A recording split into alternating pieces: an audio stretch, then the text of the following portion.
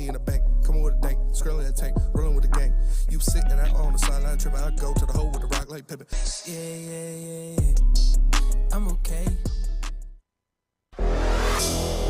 Long live the Queen! Long live the Queen! Queen Elizabeth! Rest in peace, as you guys can see on the thumbnail, tribute show to Queen Elizabeth. Shout out! Big things. Welcome back to Woodward Heavyweights. I'm your boy Eazy, joined by man Spin Mo Rats. Young Sus in the TD booth. Yes, we got a special guest in the building today. Guys, ladies and gentlemen, I said guys, I apologize. Ladies and gentlemen. Yes. It's kind of sexist of me, I apologize. A little bit, yeah. What? Sam, what do you identify as? I don't do pronouns, honestly, so let's Flannel Sam. My pronouns are Flannel Sam.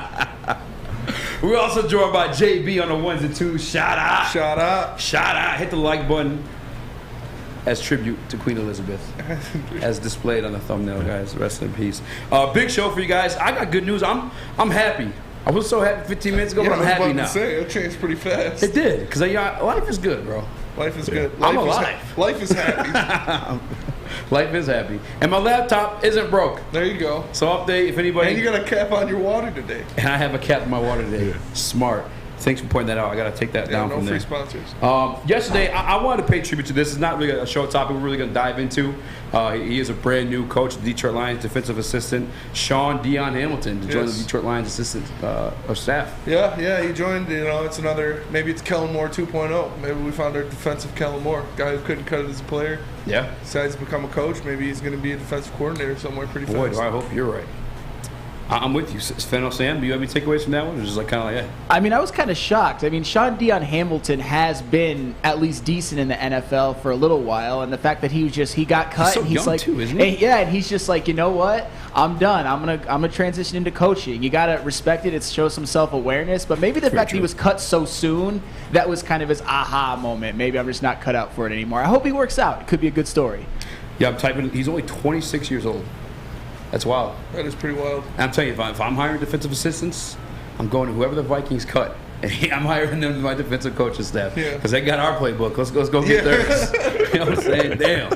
Need to hire a new quarterback coach. For David Block. Somebody. I have it in here. Actually, not for me, but today, Aaron Glenn spoke, and he said that Rocco Rodriguez, although not labeled as a starter on the depth chart, unofficial depth chart, by the way, he will be playing a big role. Yeah, that's our boy Malcolm. We expected that of him. He showed that he deserves it. He deserves to be there. He's playing better than a vast majority of the linebackers we have out there. Obviously, he's going to be a killer on special teams. I expect him to see him get some snaps. I expect him to float around in that linebacking core. Chris Board was on the injured list. Yeah. He's questionable. So he might get that start. By the way, how is training camp has been labeled as the most brutal part of the NFL season? That's the most hard part to get through. You're busting your ass every day. You're out in the heat. You're taking hits, and our entire roster stays smooth. Everyone's pretty healthy for the most part. Week 1, Frank Ragnow hurt, questionable officially as of today. Didn't practice, but he did do walkthroughs, so that's a plus. He did do walkthroughs. Chris Board, what is going on? How's that happen, bro? Dropping like flies. Why? What? How? Big V too. Big V. God damn. I guess Big V's is a back injury too, so I guess this has been something he's been dealing with since Pittsburgh last year. So that is not good. Frank. Oh man, I got it. just play. Please fucking play, Frank. I swear to God. I'm just seriously though, how is training camp the hardest, most brutal part of the season? Yes. Oh man, this is I don't want to say curse, but goddamn, we're cursed. There's a curse in here. I have a serious question that maybe you guys won't like. Yes, that sure does make you look fat. No, it's not about. Good. I'm actually trying to gain weight. No, you're on the right show, brother. Thank you. You're on the right show. Why do you think I signed up for this decision? But no, do you think that Dan Campbell, remember when he promised his guys, episode 1 of Hard Knocks, I promise you I'm putting you, we're doing no pads, all of that. I promise this is for your health, for your safety. Yeah. Does that look any different now that we're heading into week 1 with these kind of situations and injuries? To be fair to Dan Campbell, he didn't say for their safety, it's to wake them up into the season. Yeah. And Ragnow was healthy. He finished the preseason healthy. I mean, I could be wrong. Maybe it happened during the preseason, but like, up until that point, this is. And if that's the case, Spinny, that's why I said the other week, I don't play none of the starters. Yes. I don't give a no. There's no reason to do this. This game does not matter. Means nothing. Mm-hmm. The stats don't count. Yes. I mean, the check, the money, I'm sure. I mean, that cashes. They only get paid $500 a player. What? $500 a head. Yeah. Why are you playing those guys? Yeah. Especially if you're saying Jared Goff, I get it. He is the only quarterback, and obviously that makes sense. It makes sense to them all. We need everyone. This is a 3-13-1 team. Set the entire fucking team. Come on, bro. You're gonna lose your voice again. I am. You're on the microphone tomorrow. Shout out. Yeah, shout out. That's Where are all we you going get. tomorrow? We're going to be at Stony Creek. Our guy, Scott Bischoff, Shout out. offensive coordinator for their varsity team, and they're coming off a 42-7 victory over, I think, the other Rochester team last week. Yeah. West Bloomfield last week. Now they're playing Bloomfield Hills. That's what it is. Okay. But yeah, and as a kid, I already forgot the name, but he's going to Michigan next year. Okay. He's playing for Bloomfield, so All right. we get to scout him. He's a wide receiver. And then their guard, Scott's guard, is getting looks from all over the place. But yeah, heavyweights will be out and about. We're giving out merch and possibly some other things, so stay tuned. And what are we going to be getting into on Monday? On Monday, I mean, I ain't trying to get nobody in trouble here, guy. There's some committed men in the room, but we in one big room full of big biddies. I'm just saying, take biddies. We're gonna be at the Coliseum nightclub over 8 Mile. Come check it out. Come watch Monday Night Football with us because yes, we're broadcasting from 5 to 7. Well, the party don't stop. You know we're staying for the game, bro. We guys, come on, bro. Like we're gonna be there all night. VIP, which is also really cool. I've never had VIP in a strip club. Actually, I did in New Orleans, but not in Detroit at least. So I've been in that VIP a couple times. I know you have. You got a story from one of the all the old school heavyweight champs. You know what I'm saying? They know that I story. remember that. Yeah. That discount. Yeah. Coming at discount. That negotiate. On something, negotiating a better price on some services. Oh man, I don't. Oh, it's man. way too early in the show to discuss it. What's crazy, like that's the amount that you paid for that. But like if you ask any guy, it's like, no, dude, you gotta give me $1 million. Well, I mean, yeah, it's completely different. Yeah, it's completely different. Except for sauce. Definitely So do it for a different. pack of black and a beat CD. Get your freestyles ready. All right, I'm going. Hey, shout out our working women. Shout out. But Shout out. we have Sam Flannel on the show all day today. Yes, sir. Because Sam Flannel is going to be gone tomorrow. Whoa. He's not going to be here. He is making his way, his final journey as a single man, his final journey in bachelor life. So what are you going to be doing this weekend, Sam? I'm having a bit of a bachelor / and my fiance's having a bachelorette weekend in Indianapolis. So that's a place that we both visited a while back, and we really liked it. And I thought, you know what, this would be kind of a fun weekend to sort of, rein in my last time as a bachelor. It sucks that it happened to be on week 1 of the NFL season, but that's the only time we could all get together because, of course, as some of you don't know, I am from Illinois. All my friends are coming from Illinois to meet me there. It's going to be a good time, and I've got one goal. One goal for me and all my friends, and I know you guys can appreciate this. Just trying to find me. What is it?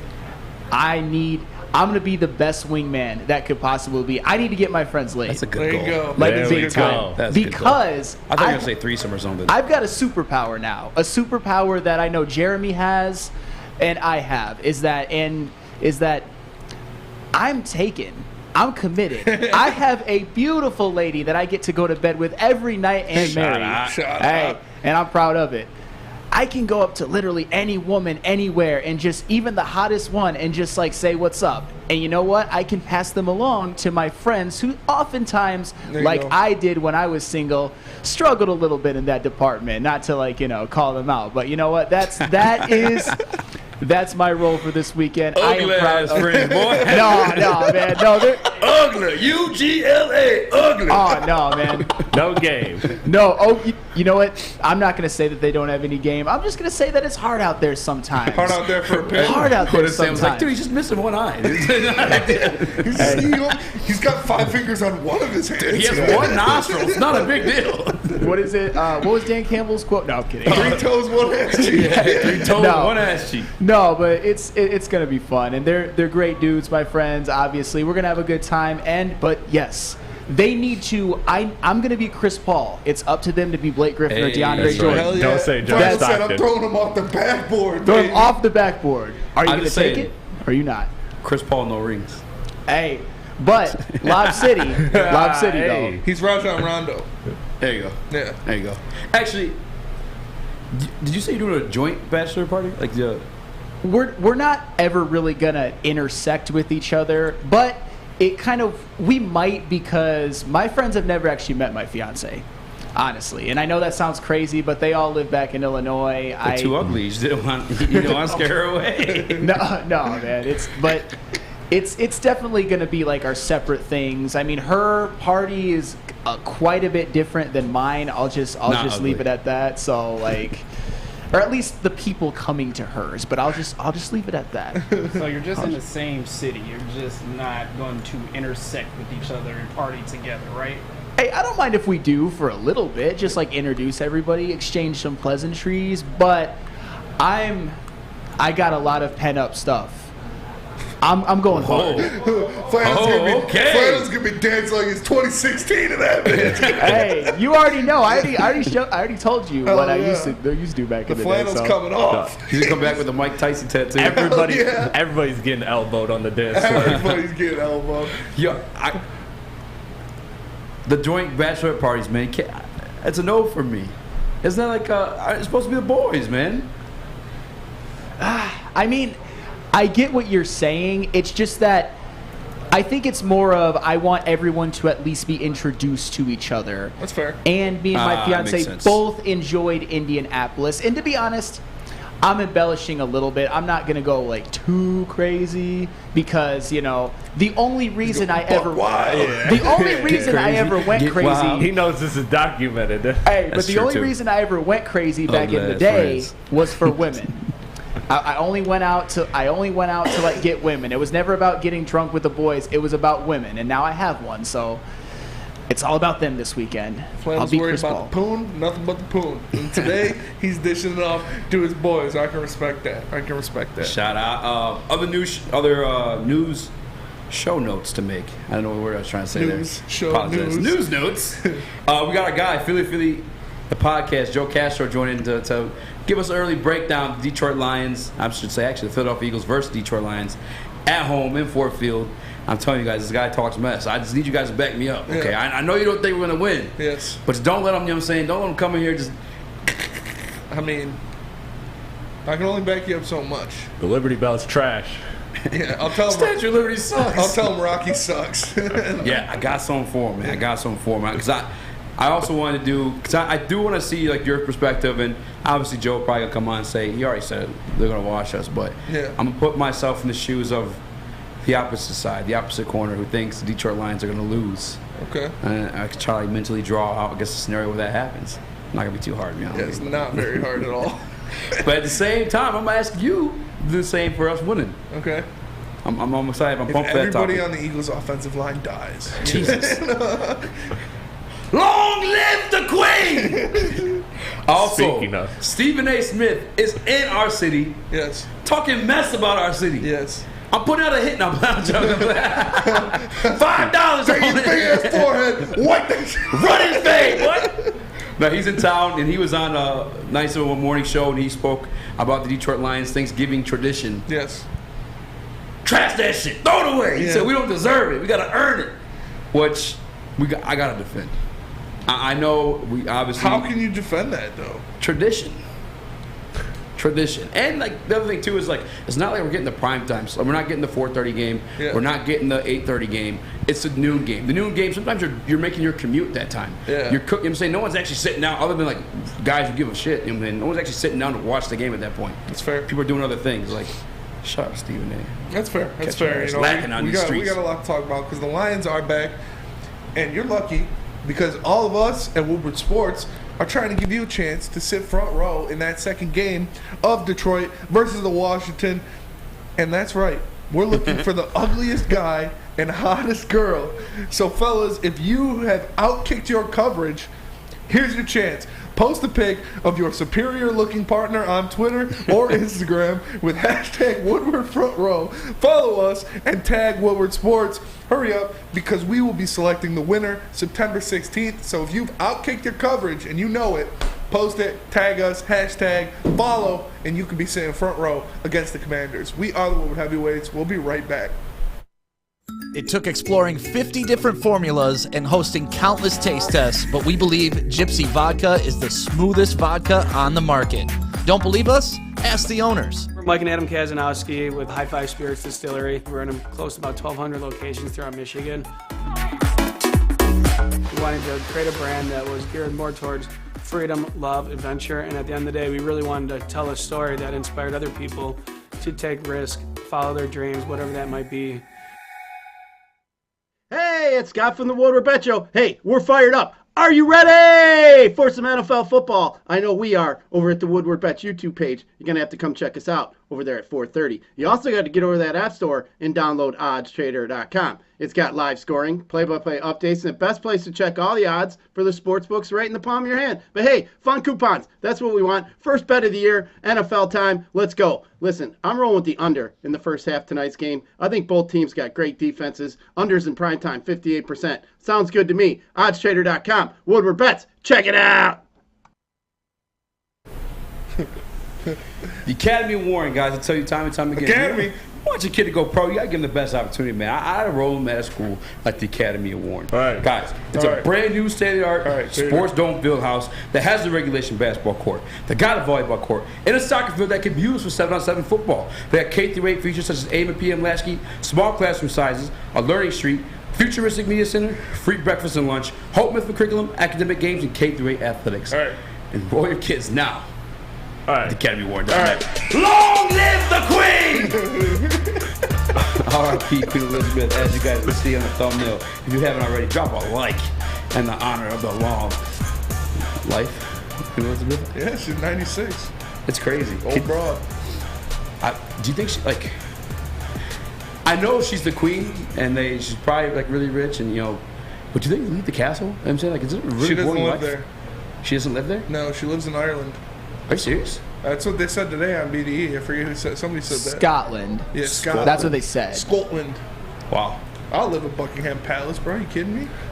Maybe it's I not live cool. there for sure. Do they have a PlayStation 5? Maybe they don't. And make it really lame. Speaking of really lame, we got to talk about the Frank Ragnow injury. As much as I wish we weren't talking about a Frank Ragnow injury, but he is dealing with a groin issue. Spinny, break it down for us, man. Heavyweight to heavyweight. What the hell is going on here? Yeah, man. It's. I think he was just Pulled that big old dick muscle. Yeah, he was stroking too hard or something, and just pulled something in his groin. But Frank Ragnow, he was limited to practice yesterday. Today he did not participate in practice, but he went through walkthroughs. So it's still up in the air whether he's going to play Week 1 or not against the Eagles, against Fletcher Cox, against Jordan Davis, which is it's not good. I don't want that to happen. It's scary. I don't want Evan Brown and Tommy Kramer. Tommy Kramer was on goddamn injury list too. So it's going to be Evan Brown and Sternberg trying to block Jordan Davis or Fletcher Cox. Like, that's a scary thought. And just when we thought, you know, oh, this offensive line could be elite if they all stay healthy. This offensive line could be a top 5 unit in the league if they all stay healthy. Well, 2 of them are already injured. 2 of them are already dealing with injuries, and it's not even Friday yet. So it scares me. It really does. We don't know if he's going to play or yet. That hasn't been announced. He was listed as questionable on the injured list. It is a good sign that he went through walkthroughs with the team. Maybe they're just nursing him. Hopefully we see him out there. But, man, if Frank can't play, that doesn't look good. I got a feeling Jared Goff's going to be seeing a lot of big number 99. Jordan Davis. Yeah. Sweating on him, tackling him, panting, dripping. It's going to be a bad day. Like I said, if you got 2 backups in the middle of that offensive line going against Jordan Davis and Fletcher Cox, that is not going to be fun. Tripping, sweat, falling, balling all over him. The second string offensive line, man, that's no bueno, man. I said as soon as Big V went down, I was like, we still have, Frank in the interior. He's probably one of the better centers in the league. Spoke too soon, man. Too soon. I can't believe it, bro. This is crazy. This hurt me. Like you said, it's supposed to be our strongest unit. I will say, though, we do have a quality backup in Evan Brown. We do. One that I think us as Lions fans, and I think even Dan Campbell was pleasantly surprised with his performance last year. We were. Heading in, that's a spur-of-the-moment thing to be thrown into. It's center of a NFL game. Like I said, a lot of people don't know, because I have a cousin who played college ball as a center, and he's like, we're like the quarterback.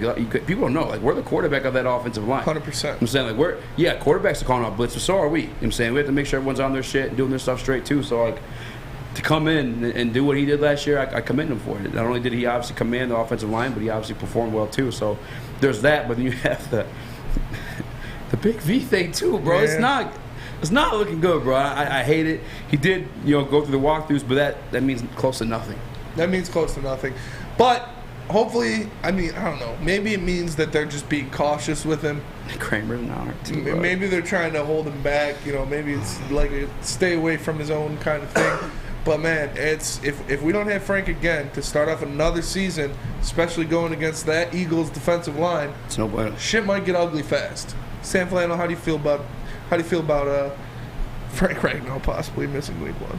Hey, it's definitely ominous because I think we would all agree the offensive line is the Detroit Lions' best unit by far. 100%. And then you lose Vaitai for sure for 4 weeks, and you're like, that's not the worst thing in the world, but I think that takes them out of the contention of having potentially the best offensive line. But if Frank Ragnow misses games or misses a significant amount of time, he's their best player. The best player on their team right now is Frank Ragnow. He's one of the best centers in the league, and that does not bode well for them against Philly, especially. I mean, look at Philadelphia's defensive line. You got Fletcher Cox, who's maybe a future Gold Jacket guy, Brandon Graham, Javon Hargrave, who I think is questionable, but even Josh Sweat, and Jordan Davis is the backup.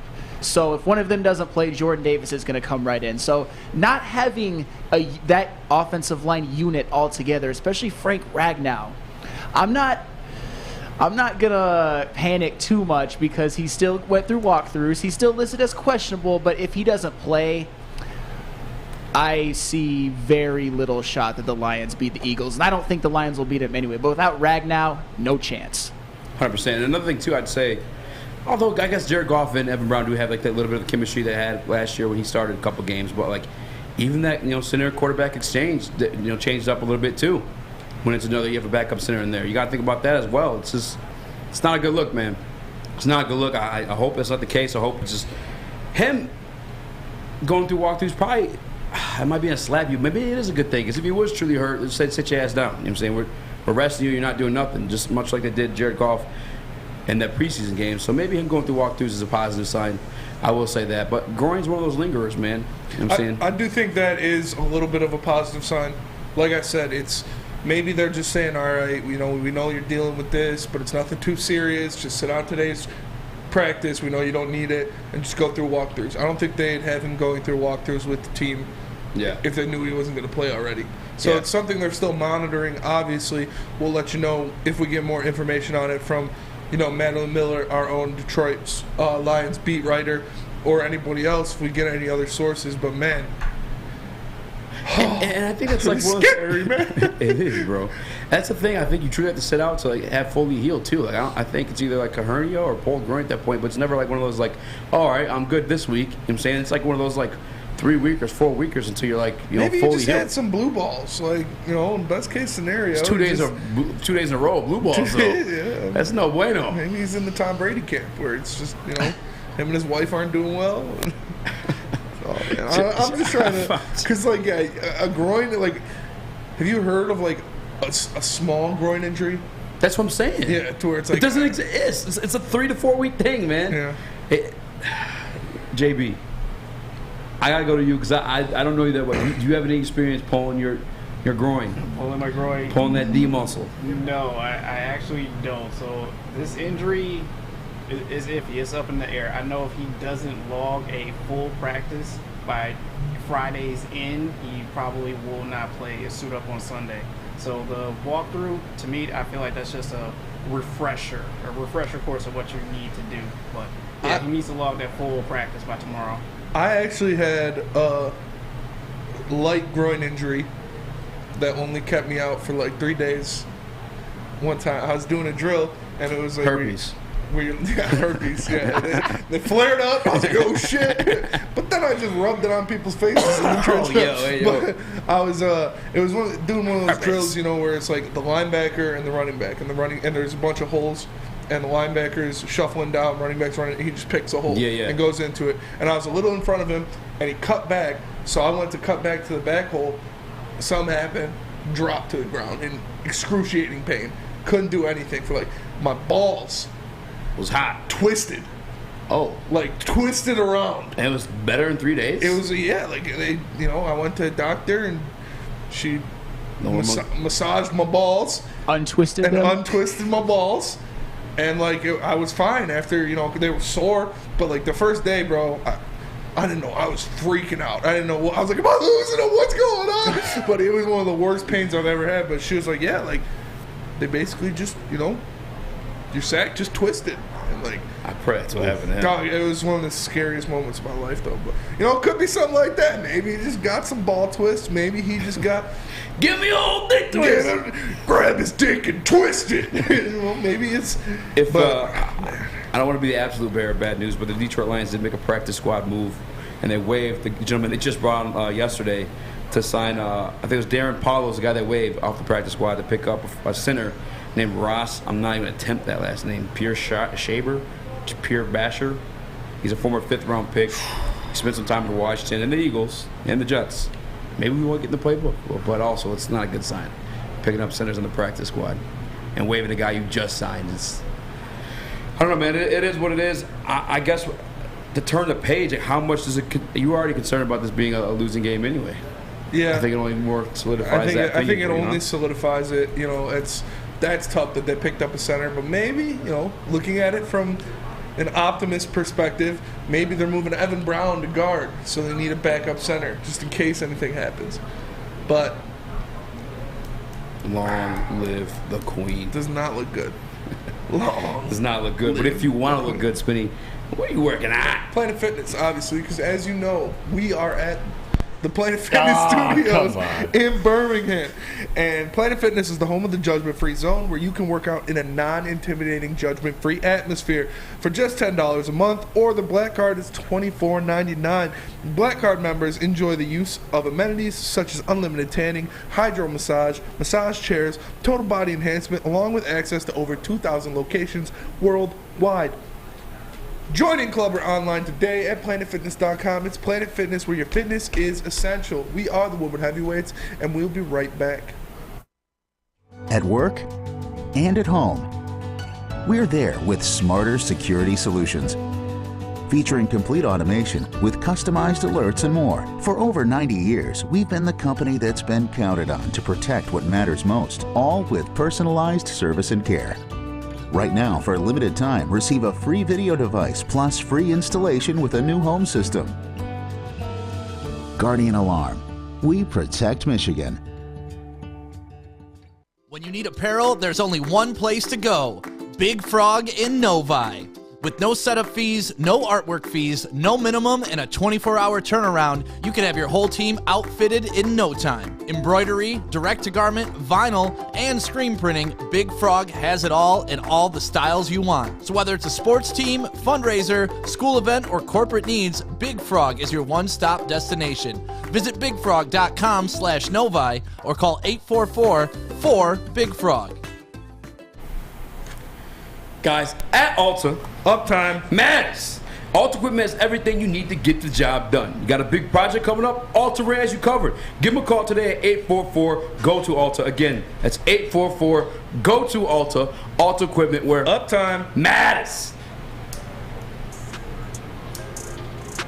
What up, though? Welcome back to the Woodward Heavyweights. I'm your boy Eazy, joined my man Spin Morax. What up, though? We got Young Sus in the TD booth, Flannel Sam in the Maz chair, and JB on the ones and twos. And we were talking negatively on the Detroit Lions and their odds of winning this Sunday's game at home in the home opener against the Philadelphia Eagles. A team they've seen, a team they got some film on, a team they have experience playing. But I got a soliloquy. Did I say that correctly? Yes. A soliloquy. Soliloquy. Soliloquy. Anemone. Anemone. A soliloquy, if you will. And I honestly don't even know if I can call it that, because I don't even know what that is. I know it's like somewhat like a poem or something like that, right? Yeah, something like that. Something like that. But I just wanted to, because I did this homework live on air yesterday, on accident in a way, which is kind of cool. I mean, it's one of the perks of having this job. But I've been kind of talking on my ass blindly, saying the Detroit Lions are going to win this game. Not blindly, I do have faith, and I do believe that Jalen Hurts in the film and all that good stuff like that. But I just want to, again, just one more time, undress the Eagles for the Lions fans who say they're going to be another 40 burger, another ass whooping. All right. The Eagles are as good as you think. We talked about it a little bit yesterday, but last year, the 2021 Philadelphia Eagles went 9-8. Yes. Just one game over 500. Yes. Barely breaking that respectable line. Not double-digit wins, just 9. Out of those 9 wins, not a single one of those teams made the playoffs. And only one of them went 500. Yes. So the 9 wins, again, 9-8, just barely literally one game over 500. Only one of those teams had a 500 record, a respectable team themselves. A combined winning percentage of 31%. All right. The big bad Eagles didn't beat anybody with a record over 500 outside of New Orleans Saints. I went over the list yesterday. I want to do it. I mean, I don't need to do it again. No, you don't. They played the NFC South. Falcons, Panthers, Bucks. Bucks beat them. And they beat what's the other one I'm missing out of the NFC South? Panthers, Bucks, Falcons, Saints. There we go. Nonetheless, the Eagles, 12th in points scored, which is pretty good. I think their defense helped them out a lot too. Last year, Darius Slay was a beast, and that's fully something against us. I'm speaking on him. Like, it sucks that he was once here, but he's still showing love to us. And every week, it's kind of been weird when we play the Eagles. It's kind of been consistent now. By shooting with text, say, "Hey, take it easy on us." This week, I didn't do it because last time I did that, he went dummy on us again. I'm done doing that. But 18th overall points allowed. But the scary defensive line. We're talking about our offensive line and being nervous about these injuries. 31st in sacks last year. That is these big bad boys that we were talking about. You Cox, like I said the name, Graham, Hargrove, Sweat, only cashed in and amounted out to 31st in NFL total sacks. That's one sack behind the Lions. I feel like we had 30 overall. They had 29. The pressures Detroit Lions ranked. Honestly, I was kind of surprised about this one, top 10. But I also want to note this too. So I'm undressing the team as like being the big bad Eagles. Yes, they are better than us. Yes, they were better than us last year. I'd fully admit that. But I just don't think it's like a sign, seal, deliver, mail it in. You know what I'm saying? We can speak on these names because they are some scary names. You know what I'm saying? Cox has been really good. You say he may get a full jacket. Brandon Graham's been really good. Super Bowl champion. Last year they didn't produce to that point. You know what I'm saying?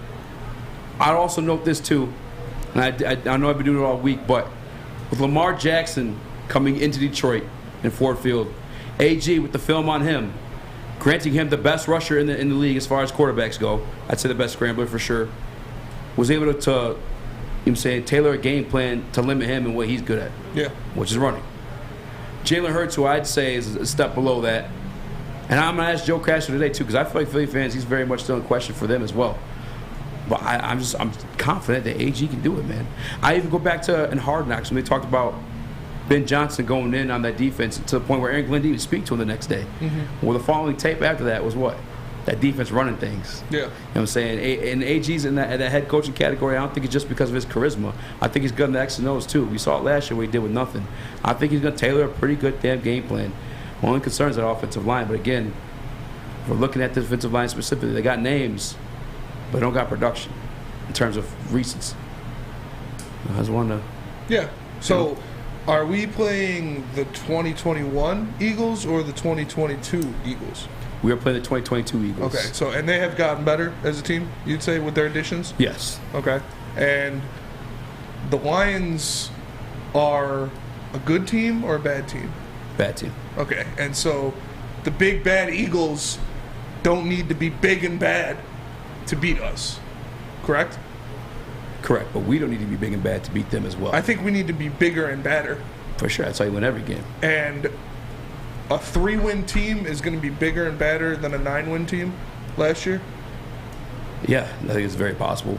We've gone over the stat too. From the last 19 years, 17, there's been a team bottom of the division go from worst to first. Yeah, it's not going to be the Lions. For this specific division, but I guarantee they're going to be damn better than they were last year. Yeah, probably by about 4 games. And that's the other thing too, is like we're going into... That still won't be 9 wins, which is what the Eagles had last year. We're going into like something we've already seen in them. I'd say the additions they've added on offense, obviously A.J. Brown. Defense, you have you have Nakobe Dean, which you hope is going to be good. He did fall to the 3rd round. He does have his question marks. He did play behind a stacked defensive line in college that made him, some people question, made him look a little bit better than he actually was. I have no doubt in my mind that Jordan Davis is going to Jordan Davis. That man, you can't contain him. It's just how often can he stay on the field producing that type of pressure. So I'll give him credit to that. But that offense is one that we've seen before. Our offense isn't one that they've seen before.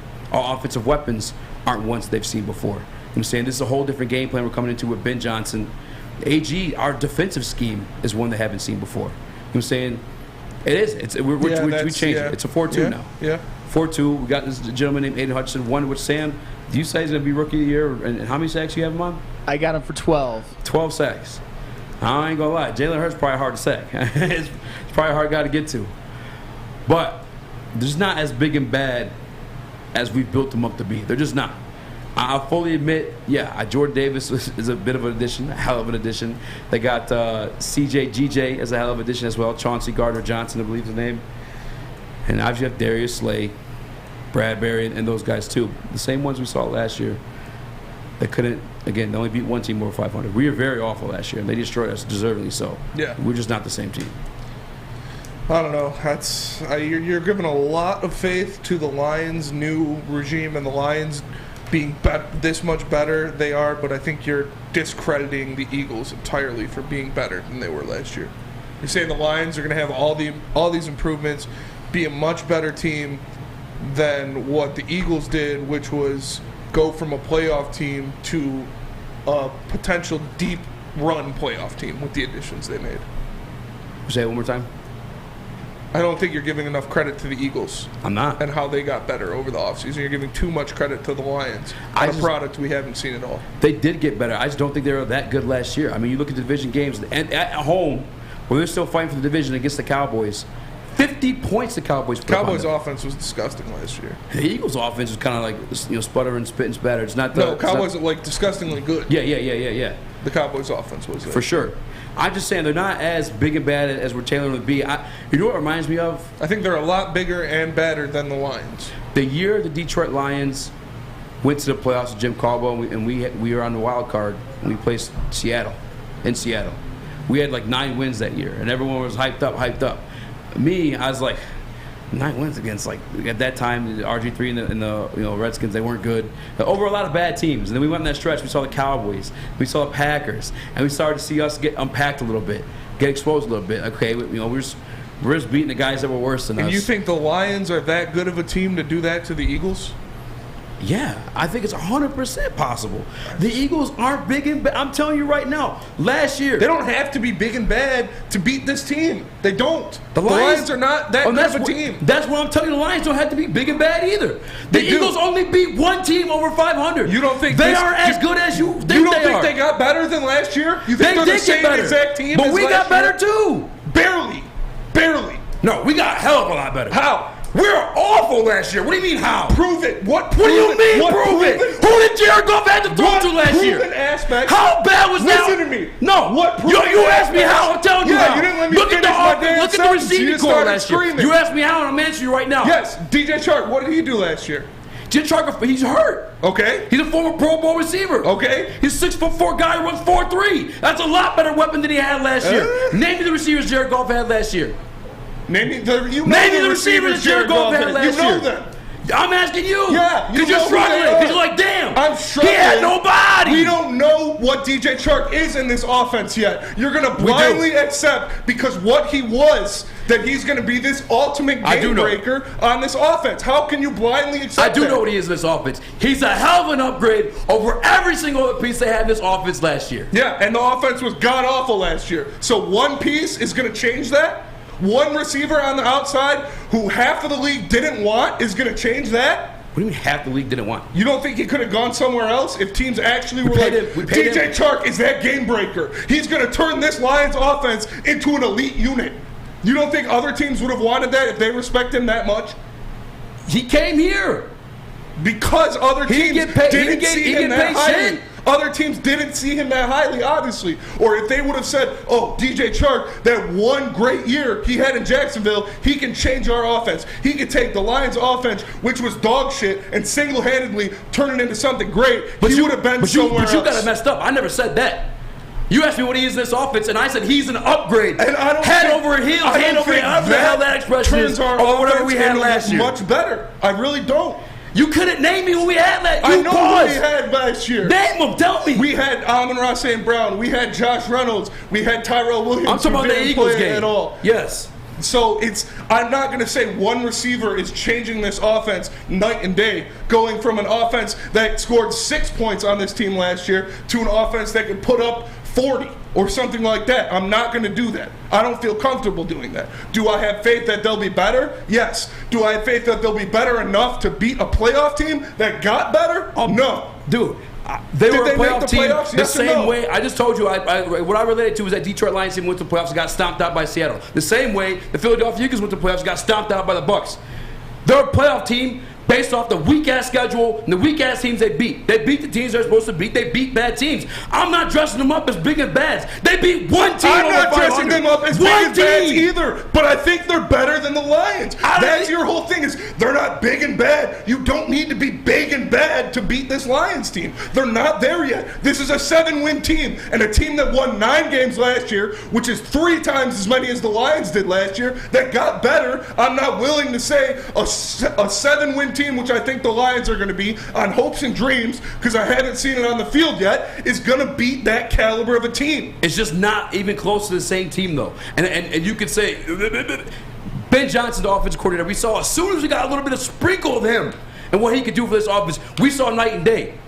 At the Philadelphia Eagles game last year, it was the one game that got Anthony Lynn demoted and out of town. This is a different team. Just pure X's and O's. Okay, not even just addition of talent. DJ Chark, we'll give DJ Chark, Ben Johnson's new offense, the Lions score. I'll give him 12 more points. I'd love to say I'll healthy give him 12 line. more points. Yeah. The Lions score because of DJ Chark and Ben Johnson's new offense. What additions that you can see on paper has this defense done to say they're not going to give up 40 points again? Aiden Hutchinson. That's it. Malcolm Rodriguez, Deshaun Elliott. These are all upgrades. Aiden Hutchinson, yes, I think he's going to be great. But he is a rookie who has not played a snap in the National League. Malcolm Rodriguez, I think he'll be a good player, but he is a rookie 6th-round draft pick who has not played a snap in the National Football League. Deshaun Elliott, what did he do last year that impressed you so much? Deshaun Elliott was hurt. Well, okay, but Deshaun Elliott, you smacking him. How is he that much of an improvement from what we had? If he was hurt, we didn't see him last year. What did he do because we had Will Harris. What did he do before that in his career? Fucking got off What that did safety. Deshaun Elliott do that much better in his career that you Started think is games such for an the Baltimore improvement? Ravens have a damn good, respectable defense. I'll give you that much. I'll also tell you this: Jeff Okudah, who wasn't playing in that game, hell of a lot better than Will Harris, who beat out this year. It's fucking the corner who was on the side of that team, the Eagles. I couldn't fucking tell you who it was. So I couldn't tell you who started alongside Amani Warrior last year. But Jeff Okudah in itself, I'm just telling you, these are upgrades. I don't know if Jerry popped up at that point. Are they a 30-point upgrade? Does that make our defense 30 points better? 2 rookies, a guy who was injured last year, and a guy everybody in Detroit is calling a bust? I think it's more than our defense, too, because you're giving them the ball in prime time real estate every single time last year because our offense wasn't producing not a goddamn thing. So it made them easy to put 44 points up. This is not the same situation. They did it. They threw the ball. They only threw the ball 14 times a game. So exactly. I don't care about Deshaun Elliott You think that's and Jeff hard Okudah. You think it's hard for NFL? I don't care about Deshaun Elliott and Jeff Okudah. If a team throws the ball only 14 times a game and still puts up 40 points on the board, that's a fucking problem. And guess what? Guys who weren't there last year are there now, on top of additions like Aiden Hutchinson, on top of additions like Ben Johnson, again, just giving us better chance of scoring and them worse field position. Bro, it's a different team entirely. I know a lot of the guys are similar, like you could say the offensive line was supposed to be healthy in this situation, but that wasn't the case back then either. Like, this is a different team. This is a completely different team schematically. The guys playing. Like, we had health issues too, man. I think you're drinking way too much Kool-Aid. I think you're giving the Eagles, you're stroking them off way too hard, bro. Because I think they can beat a bad team? I don't know that we're necessarily good. I think we're... You just said we were a bad team 2 minutes ago. I can't tell you they're a good team. I can't definitively sit here and tell you they're a good team. No one can tell. Dan Campbell couldn't tell you a good team if they're a good team or not. Sheila Ford asked him, what are your expectations this year? He's like, I'm hyped. I can't give you a number. We got to see this on the field. But I know what? We're better. And that's what we said at the press conference yesterday. So are the Eagles. And the Eagles put up 40 on us. I don't think the Lions got 30 points better than the Eagles. I don't. Is that crazy? Is that What? crazy that the Lions didn't get 30 points better than the Eagles? I don't even think the Eagles aren't going to be balling like that, though, man. Again, I'm not the combined winning percentage of the teams they beat was 31%, bro. And what Jalen Hurts does, throwing the ball 14 times a game, having a year of that on tape, he's not going to get away with that this year. I fucking guarantee it. That's why they had to go get an A.J. Brown. They had to get a playmaker. Yeah, because their receivers were trash last year. Listen, man, I need a drink. Trash. Probably just as bad as ours. I need it. No, they weren't. Quez Watkins. Quez Watkins better than he could have started for us last year. J.J. Arcega-Whiteside, those guys are you telling bad. me the Eagles' receiving core was as bad as Detroit Lions' receiving core last year? Almost, yeah. No, not even almost. Lions were not worse. even almost. The Lions that were is worse. ridiculous. It's pretty close. That is ridiculous. It's pretty close. That is, no. You love those guys? You love Quez Watkins? You think he's good? You think J.J. Arcega-Whiteside is good? You think Jalen Reagor is good? Those guys suck. It was Devontae Smith, Dallas Goedert, and then a bunch of bums. Hey, Sus, we're a poll. Who had a better wide receiving core last year? The Lions had Amon-Ra St. Brown. And see how much of a blowout it is by the Eagles. The Lions had Amon-Ra St. Brown, T.J. Hawkinson, and a bunch of bums. The mulligan made by Gypsy I would say Khalif Raymond's better than somebody on their team.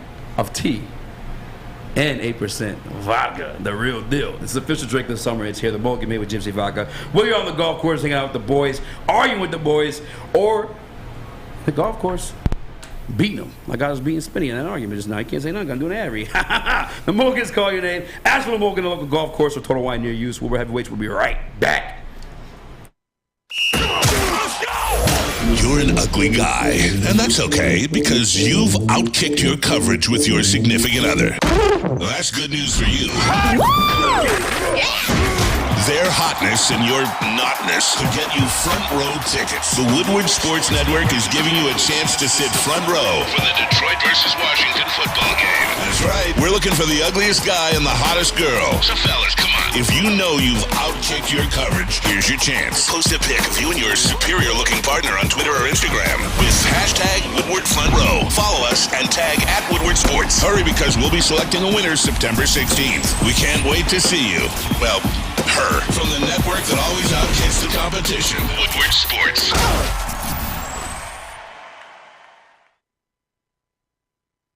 Hey, this is Mr. Kearney, Chief Academic Officer at Academy Warren. I want to welcome you to the brand new Field House. The state-of-the-art facility has a regulation basketball court, volleyball court, soccer field. It can be used for 7-on-7 football. Our K-8 academic features AM, PM, latchkey, small classroom sizes, Learning Street, futuristic media center, free breakfast and lunch, Holton Mifflin curriculum, academic games, K-8 athletics, and more. Enroll today at academywarren.net. For a limited time only. All new burgers and loaded fries at Big Boy. It's not a Slim Jim, it's the Big Jim. The chili cheese is such a tease. Guess what else is new? The bacon blue. How about upgrading those fries? Chili cheese fries, baked potato fries, nacho fries. What will it be? Satisfy those taste buds at Big Boy. Guys, don't get it confused, okay? I have my white privilege card. I have it in my wallet right now. I'm not gonna pull it out. The reason why I look so beautifully bronze and brown and gold, man, is because Chili Pepper's tanning. They got the hottest balls, the hottest deals, and the darkest tans at Chili Pepper's tanning. They'll beat right now all competitors by $5. $5? $5. Make sure you check them out at Chili Pepper's tanning. 26 locations in Mo. Long live the Queen! What up, though? Welcome back to the Woodward Heavyweights. I'm your boy Eazy, joined by my man Spimo Rex. What up, though? Young Sus in the TD booth. We got Flint Sam on the couch. My man JB, smooth running the ones and twos. And I want to get one thing straight. All right, because now with the injuries, I'm not putting my money on the spread and not putting my money on the Lions. I just want to address the Eagles aren't as big and bad as we're making them to be. And I do want to give Flint Sam the floor just because. We was going in on that break. No, we going in on the last one. Phil Sam, do you think the Eagles are as big and bad as they've been dressed up to be? Ooh, that's tough because they are big and bad.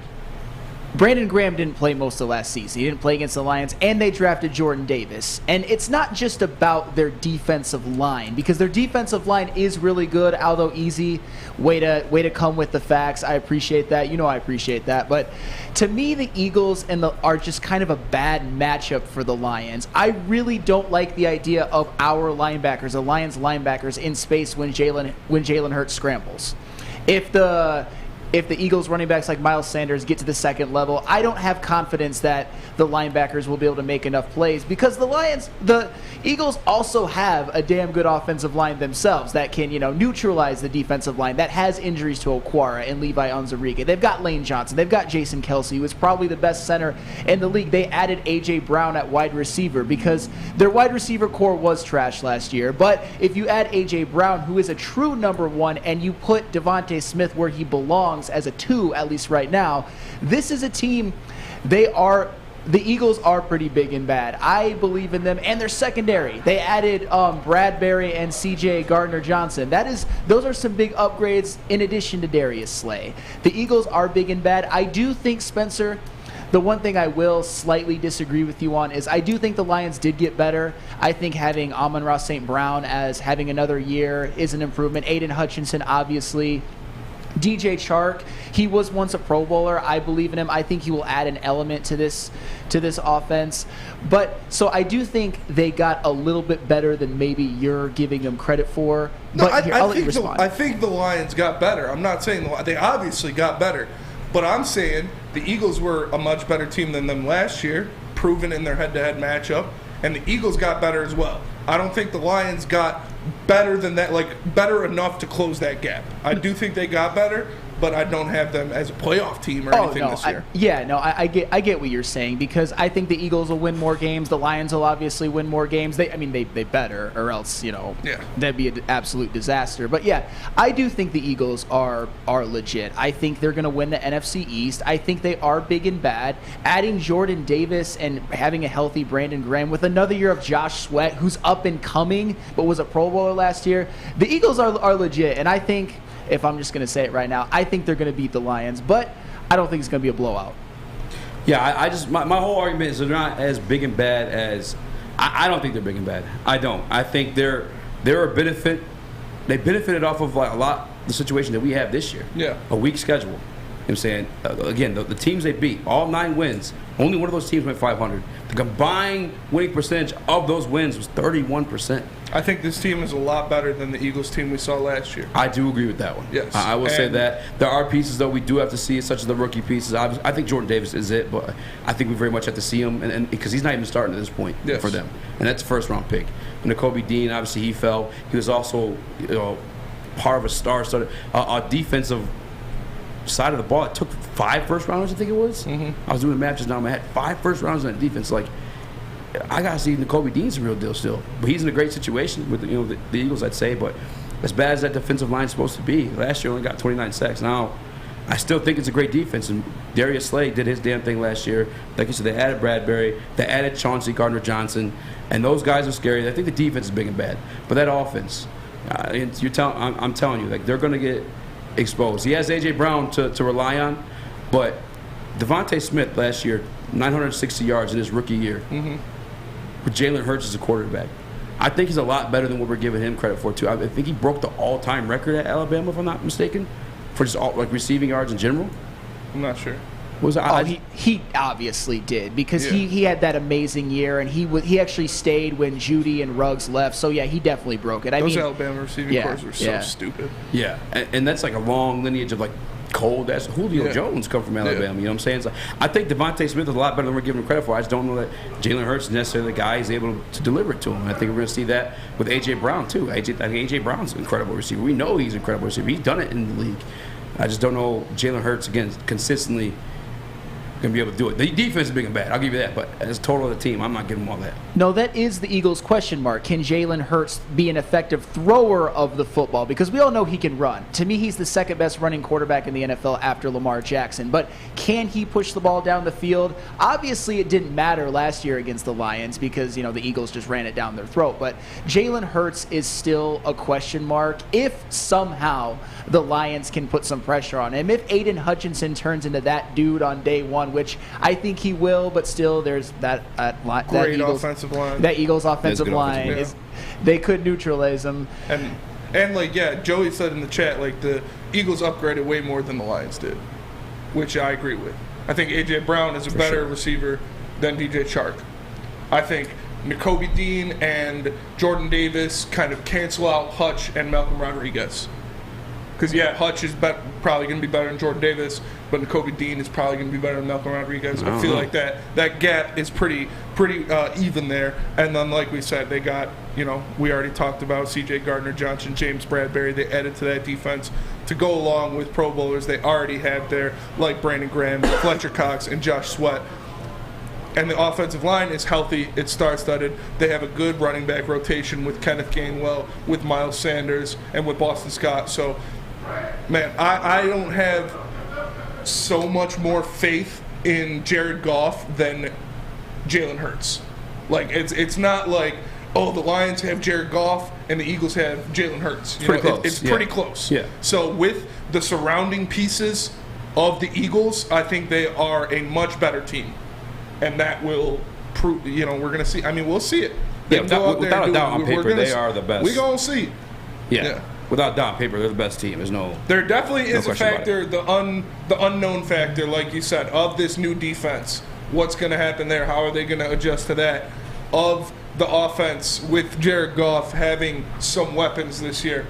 But, it's also, we don't know what that Eagles offense is going to look like. People have been saying in camp, Jalen Hurts has improved as a thrower. Obviously, people say that every year out of camp. Oh, this guy looks hot. Quarterback one looks hot. But he has more weapons now. He has explosive weapons on that offense. So, I don't know. I just can't say definitively, they're going to beat this team that put up 40 on them last year and got better. I can't. It was a lot easier to say when we had a healthy offensive line. That is also true. I'll admit that. But yeah, I think the strength of them was their defense, and this is completely a philosophy and theory. But Sam, you're actually a little bit of a nerd, so I'd actually like to ask you this: those running quarterbacks, the Colin Kaepernicks, the RG3s, we've all seen them get crushed their sophomore year. They got figured out. Is there one that you could think of? I guess Lamar would be the one, but is there any other ones you could think of that went on to, I guess, continue to be good, I mean, all the ones you can think of, like a Steve Young, he was a great scrambler, but he could throw the hell out of the football. I mean, Cam Newton is another one. After he won his MVP, he kind of went downhill. But I'd even consider him one who succeeded. But that's a good point you make. I mean, Jalen Hurts, that might be his downfall once he gets figured out. Because he's not even that good of a thrower anyway to begin with. So if defenses get more tape, you know what? If the Lions can get to Jalen Hurts and rattle him, and if they can limit his scrambling, that's their pathway, in my opinion, to winning. I don't think it'll happen, but they do have a pathway. That's a great point, Eazy. That, and again, we saw that game plan tailored for Lamar Jackson. Yeah. Last year from AG. That Ravens team was dealing with a lot of injuries, though. It's tough. They were a lot worse of a team than they should have been at that point. Not at that point, though. They're week 2. The only guys they're missing, I believe, is the cornerback. And they're, I think, 3 running backs. J.K. Dobbins, Gus Edwards. They were all injured before the season started. How about you tell us about SMA for these Detroit Lions fans? Already? We're going to be a little bit butthurt. Yeah, we went over the break. That's what's trying to keep going to break. We would argue. SMA, or the sports marketing agency, helps spread awareness about mental health and substance abuse. Their new podcast, This is the F Word, helps spread awareness of fentanyl and other addictions. So if you're struggling or know someone who is, make sure you go to thesportsma.com for the help you need. We will be right back after this break. Hi, my diamonds. It's Crystal with an X. You want to get hot and perfect like me? Here's my super easy routine. Drink at least a gallon of water before you wake up. Attach a weight to everything in your house. Hello? Sell your car and just sprint everywhere. Scream when you exhale. Don't follow Crystal with an X. Do your own thing at Planet Fitness with tons of equipment and free fitness training in our clean and spacious clubs. Join now for just $10 a month and cancel anytime. Detroit's downtown summer playground is back. Open all summer long, the Monroe Street Midway. Enjoy roller skating, free Wi-Fi, food trucks, art installations, and so much more. Don't forget to take advantage of the basketball court, putt-putt, and, of course, family programming all summer long. All art installations are done by Detroit artists, and it's a fun, safe event from people 1 to 100. Go to deckedoutdetroit.com. What's going on, everybody? It's Spencer for the Fulling Warehouse in Hamtramck. There are two different ways you can play the original football bowling pin game called Fulling. So if you think you have a better arm than Jalen Hurts, come down to Hamtramck and check it out. They have $12 open unlimited play. You can stay there open till close, have a good time. They also have private lane reservation, $120, 10 to 12 people. You can play as long as you want. You can bring in any type of food you want. If you get thirsty, they have a $2 mystery beer vending machine and multiple fully loaded bars for you to choose from. So come check them out or visit them online at fullingwarehouse.com. Long live the Queen, and welcome back to the Woodward Heavyweights. I'm your boy Eazy, joined by my man Spin More. Indubitably so. We have Young Sauce in the TD booth. What up with though? What up with though? JB Smooth on 1s and 2s. We got a special guest joining the show. A fellow content creator, one who does same thing we do, but for Philadelphia Eagles. Okay. My guy, Joe Castro from Philly the podcast. What up though, man? What up though? What's going on, boys? What's going on? Thank you for having me on. What's going on? Of course, man. I appreciate Thanks for joining. you, man. We just had a heated debate about this. I don't know if you caught that, but man, yeah. I don't know what my job is right now. I feel like you guys explained how we're gonna beat you guys probably better than I can. So Hey. So we want to start it off. Get the big, the elephant out of the room first. Like Jalen Hurts, we know, there was a lot of bad thoughts about him coming into the draft. We saw him get benched in Alabama for Tua. We saw him go to Oklahoma. He played well, but then coming out of the draft, a lot of people were saying they don't know if he can be a quarterback in this NFL. He showed off a little bit last year, albeit a lot on the ground. What is your perspective, and what is Philadelphia's perspective as a whole of Jalen Hurts as their franchise guy? Honestly, that can change depending on who you ask, right? Like that can go with the wind. Personally, I think that there's a lot for him to prove this year. He's looking for that big contract. He's looking to be that franchise guy for the Philadelphia Eagles. So this is going to be the year for him. Obviously, we gave him a lot of weapons, right? This is a much improved on the offensive side of the ball team than it was last year. So there's a lot of pressure on him. What do I think of him as a quarterback right now? I think that he has one elite trait, which is probably his running ability, right? I think we can agree there. And you guys, called it an elephant in the room. I guess you guys left out the elephant without an arm part. I know a lot of people think he can't throw. So, look, the guy, I think that the narrative that he can't throw is a little bit overwritten. I think it's more so he has to get the timing. He has to get the control of his system, right? He has to know where players are going to be prior to them being there. And I think that's what we have to see this year. And hopefully we see that week 1 against you guys. For sure. Is that the biggest knock on him as Philly fans? Because I know you guys are all over the place. Some people hate him, some people love him. That's how Philadelphia is. We know that from an outside perspective. Like, what are like the knocks on him? Like, give us some hope. Yeah. You know what I'm saying? Yeah, no. I mean, realistically, like I said, it's really him being able to read the field, him being able to get to that second read, third read. We have a lot of weapons, but it's all about execution, and we have question marks whether or not he can execute. We know that, if it's do or die, third down, we have faith that he's going to be able to go out there and get us the yards, however that may be. But we do have worries about first, second, and easy third downs. Are you going to be able to make those easy reads when your number one's not there? Are you going to get to your hot route quick? I will be 100% honest. We saw some positive things to see in training camp, some things we wanted to see. But again, it's training camp, right? I'm sure you guys have seen a lot of positive things during training camp too. So it is what it is. We need to see it when the bullets are flying. And I think that you guys provide a very interesting scenario for us, because I think that you do have a good number one cornerback. So I think he's going to have to get to his second read a lot. And I don't think that A.J. Brown is going to surprise you guys. I don't think that the addition of A.J. Brown surprises anybody at this point. So I know you guys are ready to, at the very worst, or at the very least, I should say, take out A.J. Brown. So then that puts my question mark, and I know a lot of Philadelphia fans question mark, into play is, will he get to that second read? Will he get to that third read? So that's really what we're looking for.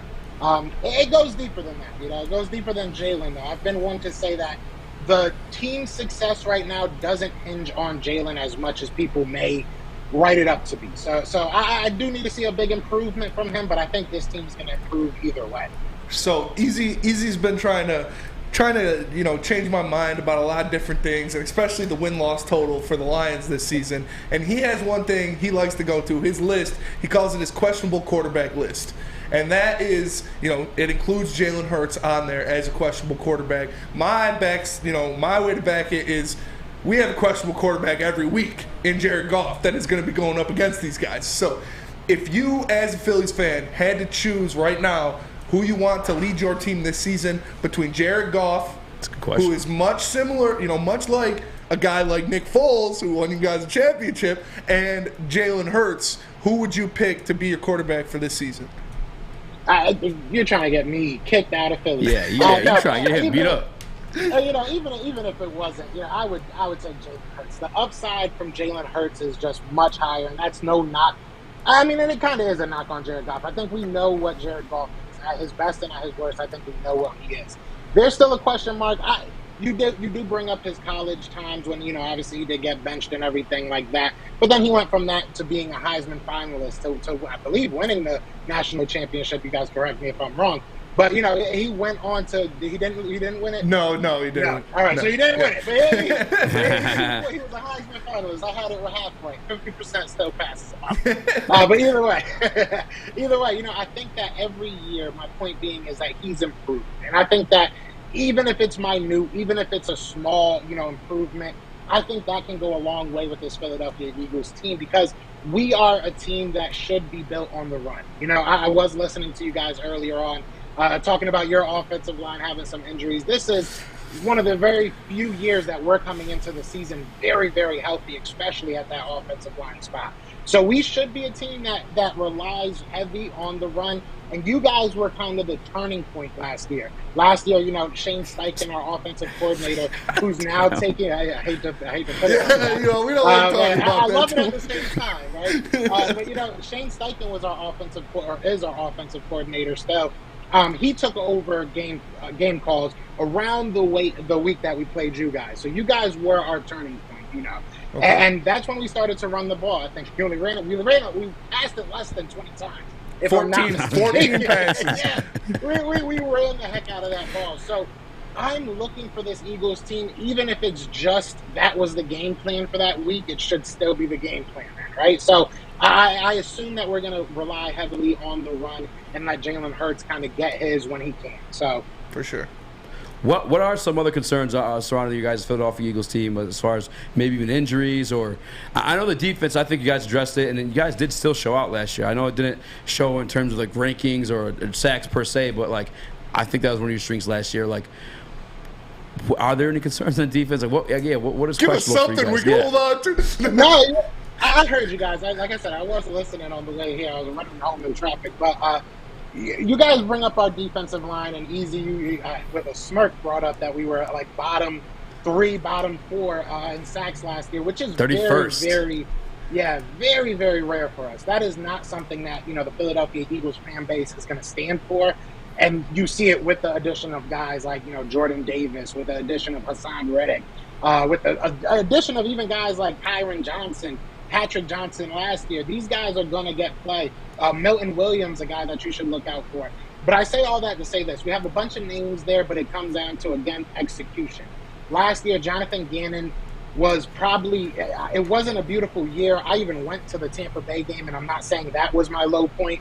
My low point was realistically Jonathan Gannon just never changing. I feel like we gave him that, though, this offseason. As Eagles fans, we gave you that. We said, okay, you didn't change your schemes. You weren't really coming up with any game plans to use what you had. So we gave you what you need. So there's a lot of question marks around Jonathan Gannon. And if you want to go with players, it's probably safety still. We did add Chauncey Gardner-Johnson. I was able to have Aaron Summers, the team reporter for the Saints, and she, broke it down to us. He was really used. Yeah, he was really used as a third cornerback, as a nickel cornerback. That's where he got most of his most of his snaps. So I think it was like 1,000 to a double-digit number. It was that big of a difference. we needed a safety. We may have gotten a nickel corner. So it's going to be very interesting to see how that works out. That's my pessimist side. I think he's going to be great at the safety position. He's done it in college, got into the NFL through there. But you can look at that and be like, what did the Eagles realistically get? And then, is Jonathan Gannon going to take his head out of his rear end? I can curse on here, right? You guys, yeah. Take his head out his ass and actually go out there and play some defense, because it was heart-wrenching watching. Eagles fans are built on defense. We've had some of the best defensive players and defenses in the NFL history. And to watch somebody go out there and basically lay down and die against a lot of quarterbacks, it was just heart-wrenching. And it's like, if we see that week one, you're going to see Eazy. You've seen me upset. You're going to see a very upset Joe. I think you'll see a very upset Philadelphia if you see that again from JG. So we just got done talking about how both of these teams improved with acquisitions through the draft, things they did. We got DJ Chark. We obviously drafted Aiden Hutchinson. We got a guy we like a lot in the 6th round, Malcolm Rodriguez, to come in and help out that defense. You guys, obviously, you get Nakobe Dean. You get Jordan Davis. You talked about the free agents you brought in on different sides of the ball, including A.J. Brown, to shore up that receiving core, because I talked about it earlier. I think the receiving core for the Eagles was, outside Devontae Smith, was pretty ass last year. Like, I'm not. We didn't have one. Yeah, I'm not a fan of Quez Watkins, Jalen Reagor. No, thank you. No, thank you to J.J. Arcega-Whiteside. I don't like any of those guys. But we both got better. I think the Eagles were a better team last year and got more better than the Lions did. So what is your overall expectations for week one against the Lions? How do you see this game working out in Ford Field that's sold out? We got the Hard Knocks hype. We got the MCDC hype. It's standing room tickets only going right now. How do you feel that the Dirty Birds are going to come in there, and what do you think they're going to do to the Lions? You're welcome, first of all, because I know you guys were last in attendance last year. You bring Philly on over. We'll fill that. Oh my God! But no, I think that all of Philadelphia right now. Last year we overachieved. I think Eazy said it perfectly. I think he was 100% right. I think that we weren't a great team. When you make the playoffs, you're above average, not by a mile, obviously. You know what I'm saying? But you're not below average. Yes. So we were a slightly above average team because we beat the teams we were supposed to. We didn't beat the teams that you would want to, right? So that's really where it kind of lies. But this year, you got to the playoffs last year. Obviously, didn't even really show up to the game. But this year, you got to win a game. With all these additions you have, a lot of Eagles fans will go out there and yell Super Bowl because of all these additions. And that's a real possibility. I won't say, obviously, once the games start, we'll see what really happens. With the additions that you have, it's a real possibility that you could be looking at a Super Bowl team, but at least you need to get into the playoffs and you need to win a game. You need to win this division. You need to, win the games that you're supposed to win, and with a statement, and that starts with the Lions. So I think that the Lions need to be an example. We need to, especially if you guys, and it's no offense to you guys, but if you guys don't have your starting, I think it's guard and center are in right now. Yes. If you guys don't have them, don't tell the Eagles that, though. Them, right? If you had them, I would be like, let's go out there and play a good game, because I don't think that you guys are absolutely trash. I think that this is in a lot of ways a trap game. I hate using that word, but there's a very good possibility the Eagles just look past you, and if they do that, it's going to be obvious. So this can't be a game that we go out there and just win by 5 or win by a touchdown or win by, a late field goal from Jake Elliott. We need to go out there and beat you from the word go. We need to prove what you guys are saying, that we are more talented than you are, and that we are a more talented team than last year. I'm not saying a 40-burger, but I'm talking a real, from start to finish, there was no chance, for the Detroit Lions, and it was just, we see what these Eagles can be. Real quick, man, plug out where people can find your content and give us a final score prediction. And we got to go to break. Yeah, no, Philly the podcast, man. You can check me out anywhere. Philly, anywhere. My Twitter's down there at PhillyTP. Come talk that junk. And score prediction. You gotta love it. I'm gonna say 30-13. 30-13. I'm gonna say 30-13. And I that was me being nice, Easy, because I love you. That's That was really all it was. Yeah. Get this man off my screen, man. We appreciate you, Love man. you, Joe. Thanks for joining, man. I started podcasting him in quarantine. Thanks for joining, bro. That's dope. Yeah, that was cool, man. It's That's cool my to guy, get that man. perspective. Love Joe, man. But I love your hair, Spinny. But you got to get that shit cut, fam. Yeah, you keep telling me that, but it's never going to happen. I'm actually getting a haircut next week. Where at? Lady Jane's, of course. Because as you know, we broadcast this show live from the headquarters of Lady Jane's Haircuts for Men in Birmingham. It's definitely awesome when I get off the show. If I want to sit down in one of those chairs, clean up my dead ends, maybe take an inch or two off. I know my girls, Alyssa or Megan, will take care of me. I highly recommend you get into a Lady Jane's Haircuts for Men near you and let them treat you like a king as well. They are open 10 to 7 days a week. You can walk in anytime. Before you know it, your hair will be game ready. So like I said, get into a Lady Jane's. Open 10 to 7 days a week. Walk in anytime, no appointment necessary. Because at Lady Jane's, it's wicked awesome. We are the Woodward Heavyweights, and we'll be right back. The sports marketing agency would not be who we are without great community partners like Higuera Health and Carol Zaniga. It's an awesome opportunity to partner with your organization. Higuera Health is a comprehensive behavioral health organization. We serve children through older adults with mental health, substance use, and developmental disabilities across Western Wayne counties, and really excited to now be in downriver communities as well. Give us a call at 734-458-4601. You don't have to go to the beach, man. You don't have to get your butt crack full of sand. You just need a little chili peppers, man, to get that glowing beach chili peppers tan. Woo! With 26 locations in the Metro Detroit area and more coming, Chili Peppers Tanning is where you'll find the cleanest salons in the D. Join the Pepper Club for the best deals on unlimited tanning. Head to chilipepperstanning.com. You just need a little chili peppers, man. Odds Trader. OddsTrader.com is the one site for your game day best play-by-play updates, live scores, and the best price on every game from multiple sports books. Guys, if you're spending your money, be smart with your money and shout the best odds at OddsTrader.com. Don't be dumb. Don't be out here open every other ad. Oh, might take that one. Oh, might take that one. No. Download the app, OddsTrader, OddsTrader.com. Check them out. God did. What up, though? Welcome back, and long live the queen. I'm your boy Eazy, joined by my man Spin Mo. Spinneth Moeth What up, Recketh. though? My man, youngest Suffeth. I couldn't attacks. My man Flannel Sam and JB in the audio booth on the ones and twos. We definitely want to get to abusing a sports broadcasting legend, Stephen A.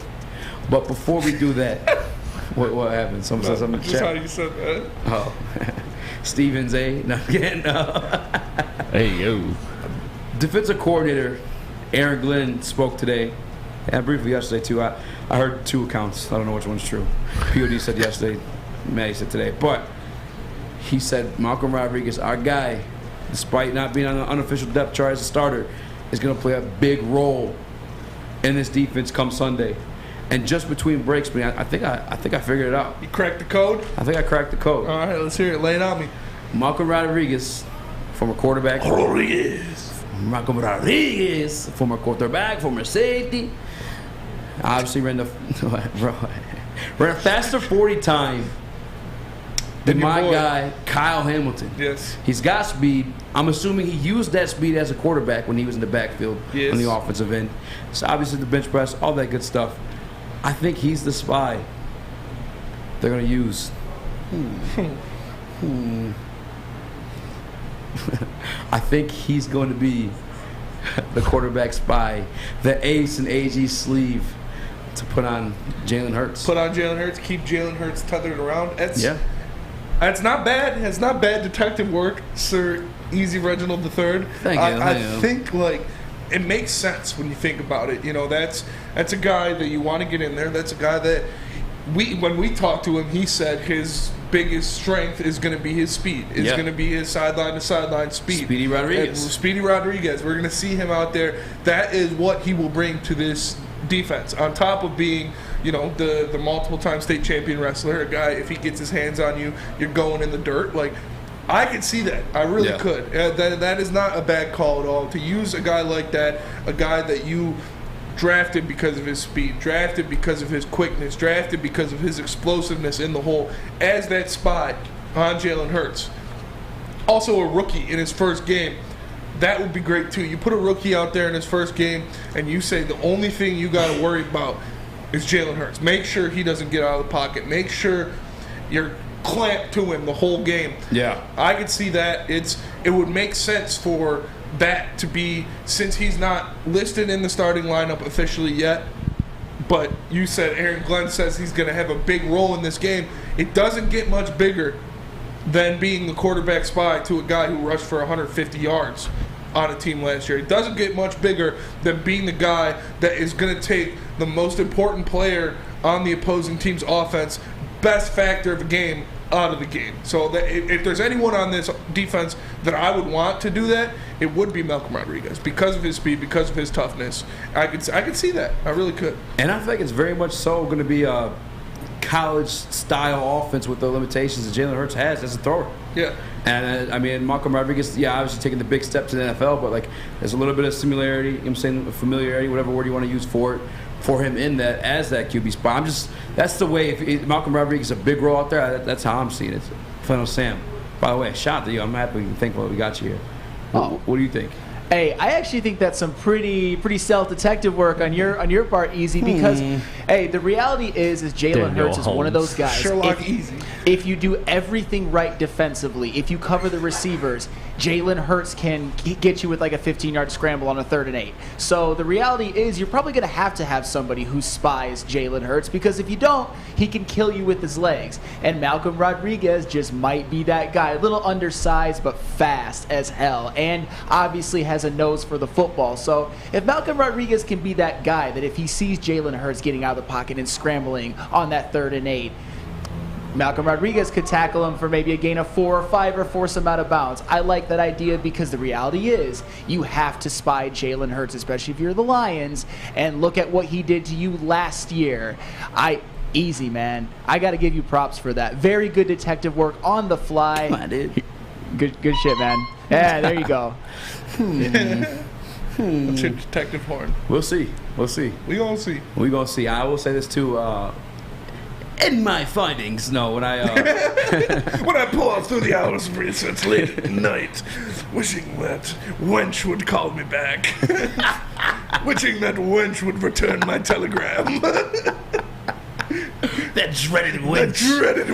Who never responded to my instant telegram I sent her with a picture of my schmeckle.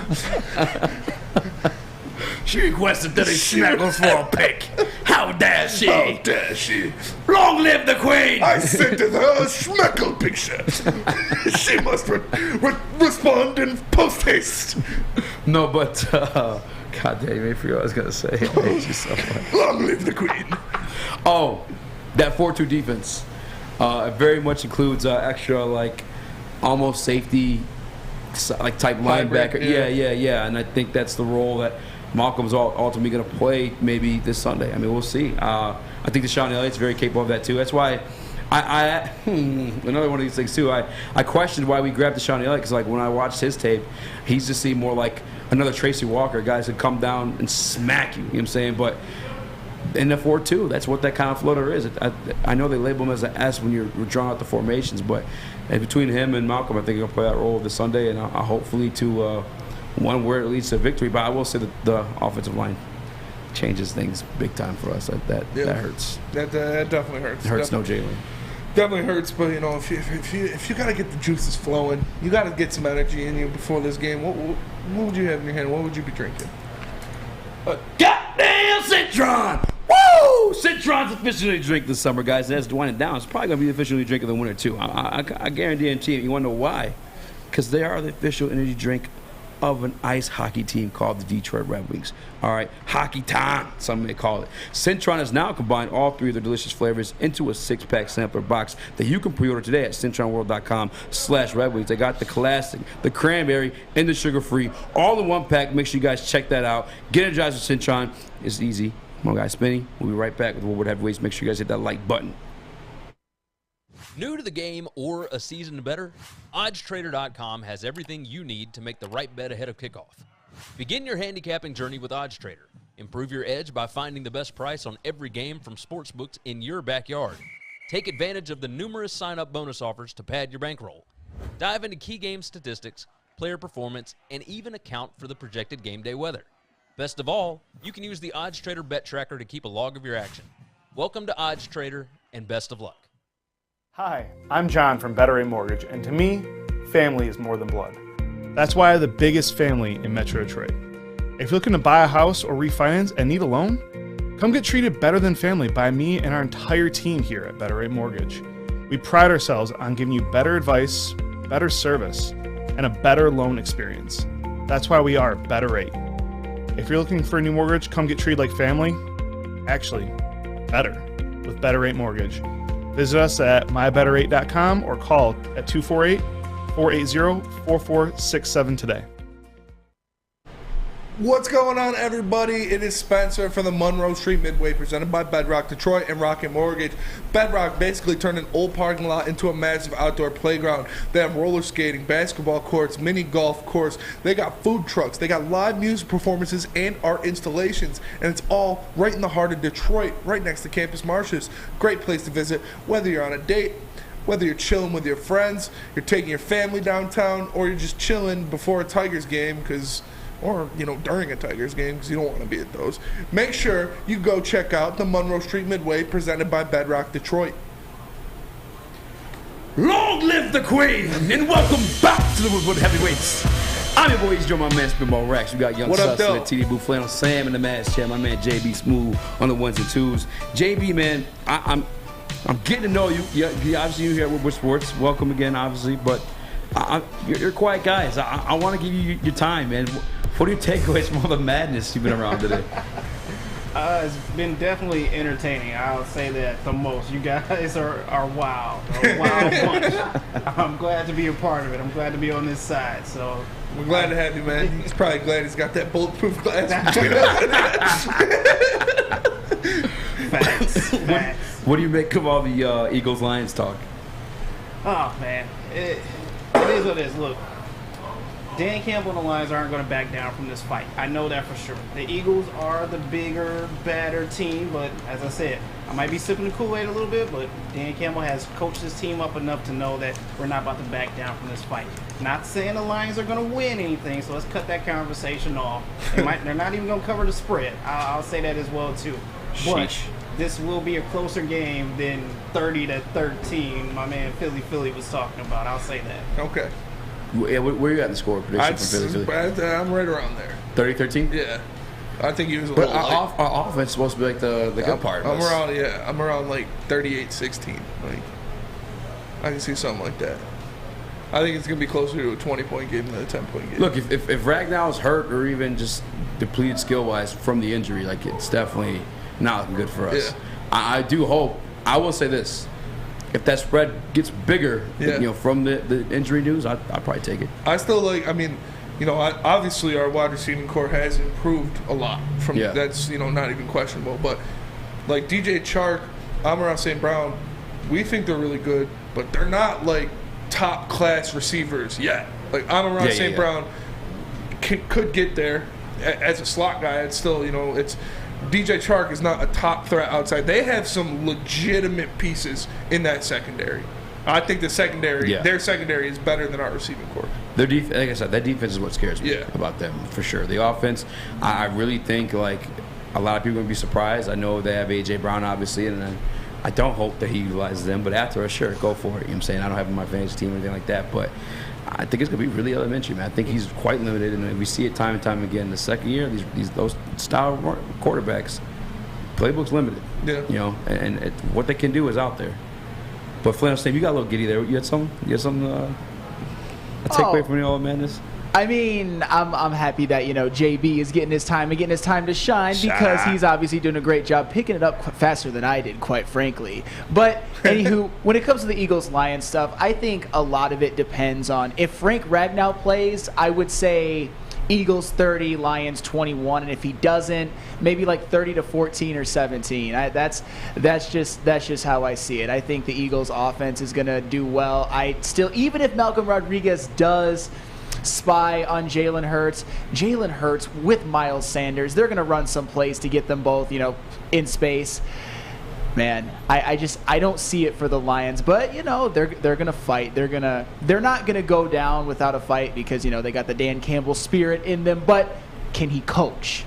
That's I know it's a lot to unpack, but it's all gonna go into week 1. That's all of it has to do with it. Yeah. Miles. Kenneth Gainwell, I guess, has been ripping up training camp too. Hey, you know what I'm saying? Anybody in my fans, please hit me up. You know what I'm saying? May get you a deal. Joseph Schweitzer. Shout out to him in the chat. Has a comment for you, JB. He said, take off that goddamn stinky, stupid LA Rams hat. And I agree. Those are St. Louis Rams. St. Louis That's Rams. St. Louis Rams. Well, hold on. They were the LA Rams from the St. Louis Rams. Yeah, but that's St. Louis Rams stuff. Yeah, well, they were that though in LA. For like 1 year. No, they were changed, LA and they then changed St. the Louis. logo. And then LA again. That's the St. Louis Rams, though. That's for our generation. Yeah. For Maz, that's still LA though. No, I think it was different logo back then too. You're in support. Hey man, against our draft capital. Steven Jackson was a dog. What is Steven Jackson? Are you what were they calling them last year? Detroit Rams? Yeah. The Detroit Rams. Are you a Detroit Ram? I'm not a Detroit Rams. I do respect Matthew Stafford, and if you couldn't tell, yes, I am pulling for the LA Rams You tonight. motherfucker. If it matters. Get him out of here, Sam. You want the Bills to win? I want to do a trade request. Yeah, I want the Bills to win. You want that? We want, yeah. Yeah, well, I'm a Lions fan. We want the Rams to lose as much as possible so we can get a better pick. Are you a Lions fan, JB? Stafford got his Super Bowl. That was cool. He got his Super Bowl, JB. Yeah, he got his Super Bowl. That was cool. I was happy for my guy. But this year, I'll let the Rams lose every single game. Every goddamn game. I hope his elbow falls off. And he enjoys his family. I don't want to wish injury on my guy. 'Cause I love Stafford. Already wishing I'm injury. a big Stafford guy. I like Stafford a lot. I was happy to see him win that Super Bowl last year because I think he deserves it. And I think Aaron Donald is the best football player to ever grace the field. But I want them to lose every single game so we have a better draft pick. I think you're LA Ram. I think you're a Detroit Ram. I support the staff, the draft pick opinion, but still, I'm a betting man. I'm a betting man, and I'm going with the Rams tonight. That's all I'm saying. Okay, on the books. Yeah, they'll probably win. On the books. They're actually the underdogs. Yeah. The underdogs tonight. It's tough, man, because I got the Bills winning the Super Bowl. Oh, my God, yeah, Von Miller. Yeah. Sent the third ball in the middle. They lost Andrew Whitworth, too. Yeah. Does anybody know who replaced him, by the way? I can look it up For the right Rams? now. Oh, man. Von Miller, go give me that first-round pick, man. Hey, I know you like Stafford. He helped you get another ring. But knock his dick in the dirt. Let's see it. Damn, man. What the fuck was that, Sam? Why'd you do it like that? What am I supposed to do? Who did you find it? Yeah, Joe Noteboom. Oh man, I hope he fucking sucks, see this dude. guy. I hope he blows, dude. I'm all about the pick, man. I get it. You could be a Stafford fan. I'm rooting for that pick until the pick's gone. Then he can win every Super Bowl after there and after. I don't care. Give me that. Give me the best capital. I forgot they got Allen Robinson. Especially too, like if we are better than what we're supposed to be, we're gonna have to move up if we want to address the quarterback thing. Yeah. We don't have to, but if you want, I guess. Their defense is so stupid. You're though, picking the man. litter. Rams defense? Yeah. Well, I mean, they lost Von Miller. Yeah, but they got Bobby Wagner. And they still got Aaron Donald, and they still got Jalen Ramsey, and they still got Leonard Floyd. I mean, all you got to say is Bobby Wagner, Aaron Donald, Jalen Ramsey. Yeah. I know Bobby Wagner may be a little bit past his prime, but look how he played last couple years with Seattle. Troy that Hill. defense. Oh. Sam, was that your real laugh? It might have been a little bit of an embellishment. Okay. Because Epic in the chat said that's how his wife laughs, and I felt bad. I'm like, oh, that's a real laugh. I feel bad. If you're a fake one, I'm definitely calling you out for that one. So, Bro, it sounded like the count from Sesame Street. Long live the queen! But what do you got to say about Stephen A. Smith and his giant forehead? Yeah, I really did want to get like mad disrespectful. I really did. Don't do that. I'm not, because honestly, he is a bit of a legend. Stephen A. Smith. Everybody knows who Stephen A. Smith is. He is probably the highest-grossing sports broadcaster in the history of sports broadcasting. The guy is great at what he does. He deals everything he says with conviction. He is a flamboyant personality. He talks about what he wants to talk about, and he doesn't give a shit about what you think about it. Was on, because he's in Detroit for some reason. I think they're going live in Detroit somewhere for First Take. WGJR. It's going to be one of the first black-owned news stations. Oh, nice. Yeah. Hell yeah.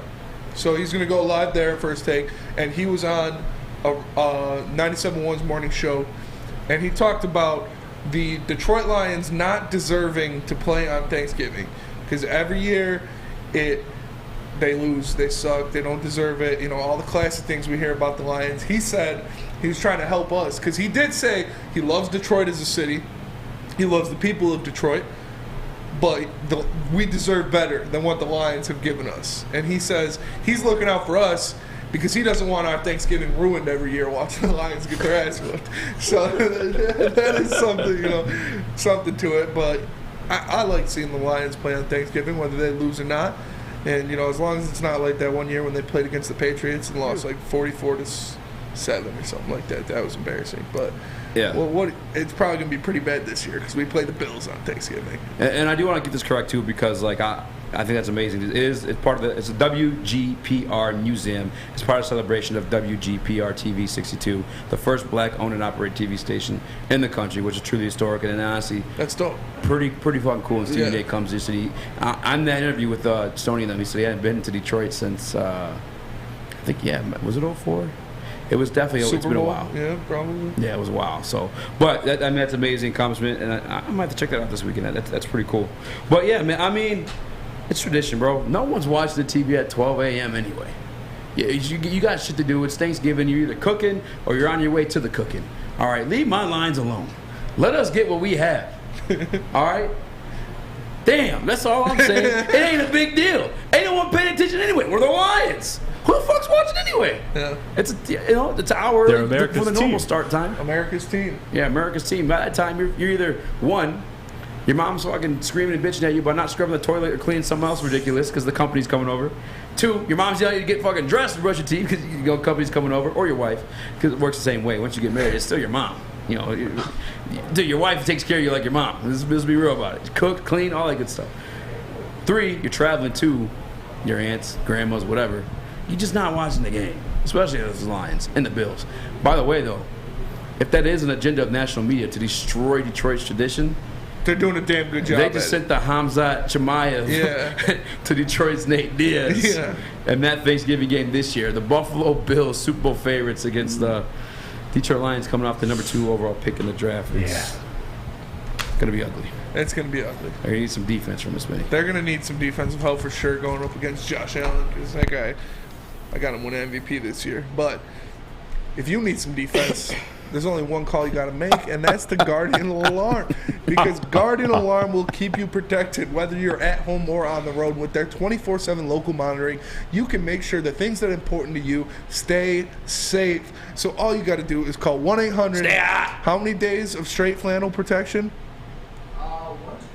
128 straight days of flannel protection. All you got to do is call 1-800. Stay out. That's 1-800. Stay out. Right now, and let them know Woodward Sports sent you. We are the Woodward Heavyweights, and we'll be right back. You're an ugly guy, and that's okay because you've outkicked your coverage with your significant other. Well, that's good news for you. Their hotness and your notness to get you front row tickets. The Woodward Sports Network is giving you a chance to sit front row for the Detroit versus Washington football game. That's right. We're looking for the ugliest guy and the hottest girl. So fellas, come on. If you know you've outkicked your coverage, here's your chance. Post a pic of you and your superior-looking partner on Twitter or Instagram with hashtag Woodward Front Row. Follow us and tag @Woodward Sports. Hurry, because we'll be selecting a winner September 16th. We can't wait to see you. Well, her. From the network that always outkicks the competition. Woodward Sports.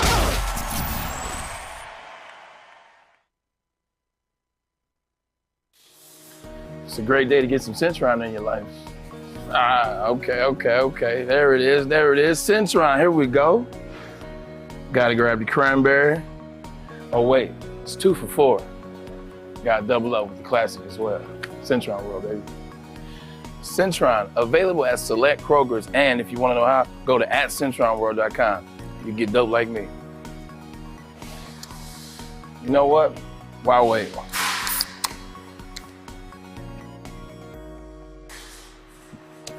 Great taste, guaranteed.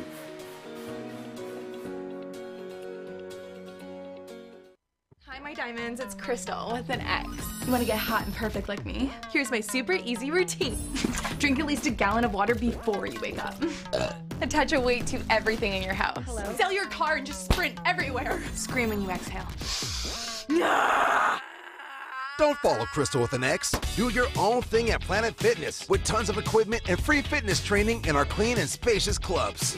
Join now for just $10 a month and cancel anytime. What's going on, everybody? It's Spencer for Big Frog and Novi, and right now you can get a free t-shirt. That's right, a free t-shirt all month long. All you got to do is go into Big Frog, tell them we sent you, and they will print you out a free Woodward Sports t-shirt on the spot. So make sure you go into Big Frog Novi today or visit them online at bigfrog.com/Novi. Long live the queen! What up, though? Welcome back to Woodward Heavyweights. I'm your boy, Joe, man, Spimo Rex. What up, though? We got Young Sus to the TD booth. We got my man Flannel Sam in the Mad Chair. JB's moving on the ones and twos. And if you guys haven't already, please hit that like button, man. We appreciate it so much. If you guys don't know, we are the squad that made it out of Studio B. We're the first ones. We are like the freak show test samplers, I guess. The inaugural, the maiden voyage. Yeah, 100%. So we appreciate all the support. Means the world to us. Detroit Lions ranked 27th best team in the latest power rankings. What publication was that? Do you have the graphic actually, Sus? Sorry, I got pulled to a meeting before the show and I did not make one. I actually don't believe we have one. But I seen that we were 27. But the first thing I noticed, Spinny, the 5 teams behind us, 4 of them are on our schedule. Look, I don't want to be a lion slap and tell you guys they're going to be good. If they do have a winning record, it's going to be very much like the Eagles were last year. You know what I'm saying? Like, kind of looked into it, blessed off the schedule. Saying what were you about to say? I mean, their pathway, the Lions' pathway to a successful season, to an 8, 9, 10 win season, has to do with the fact that they do have some games on their schedule that do appear to be easy. I mean, Seattle, Jacksonville are a couple that come to mind right away. And the Lions are going to have to win those games, though. They got to beat the teams they're supposed to beat. Yeah. I mean, both New York teams are another 2, even though they're on the road. I got them winning those games. So the fact that they're a beneficiary of a easy schedule at times, that matters. It's all part of the package of why a lot of people, I think, have the Lions winning 7, 8, 9, 10 games. Yeah, so these power rankings were made by senior NFL writer Pete Prisco. And yeah, he has the Lions at 27 behind the Texans. Behind the Texans, which is pretty wild. I gotta be real though. Texans won a lot of games last year. I did not expect them to win. Yeah, Davis Mills played pretty well.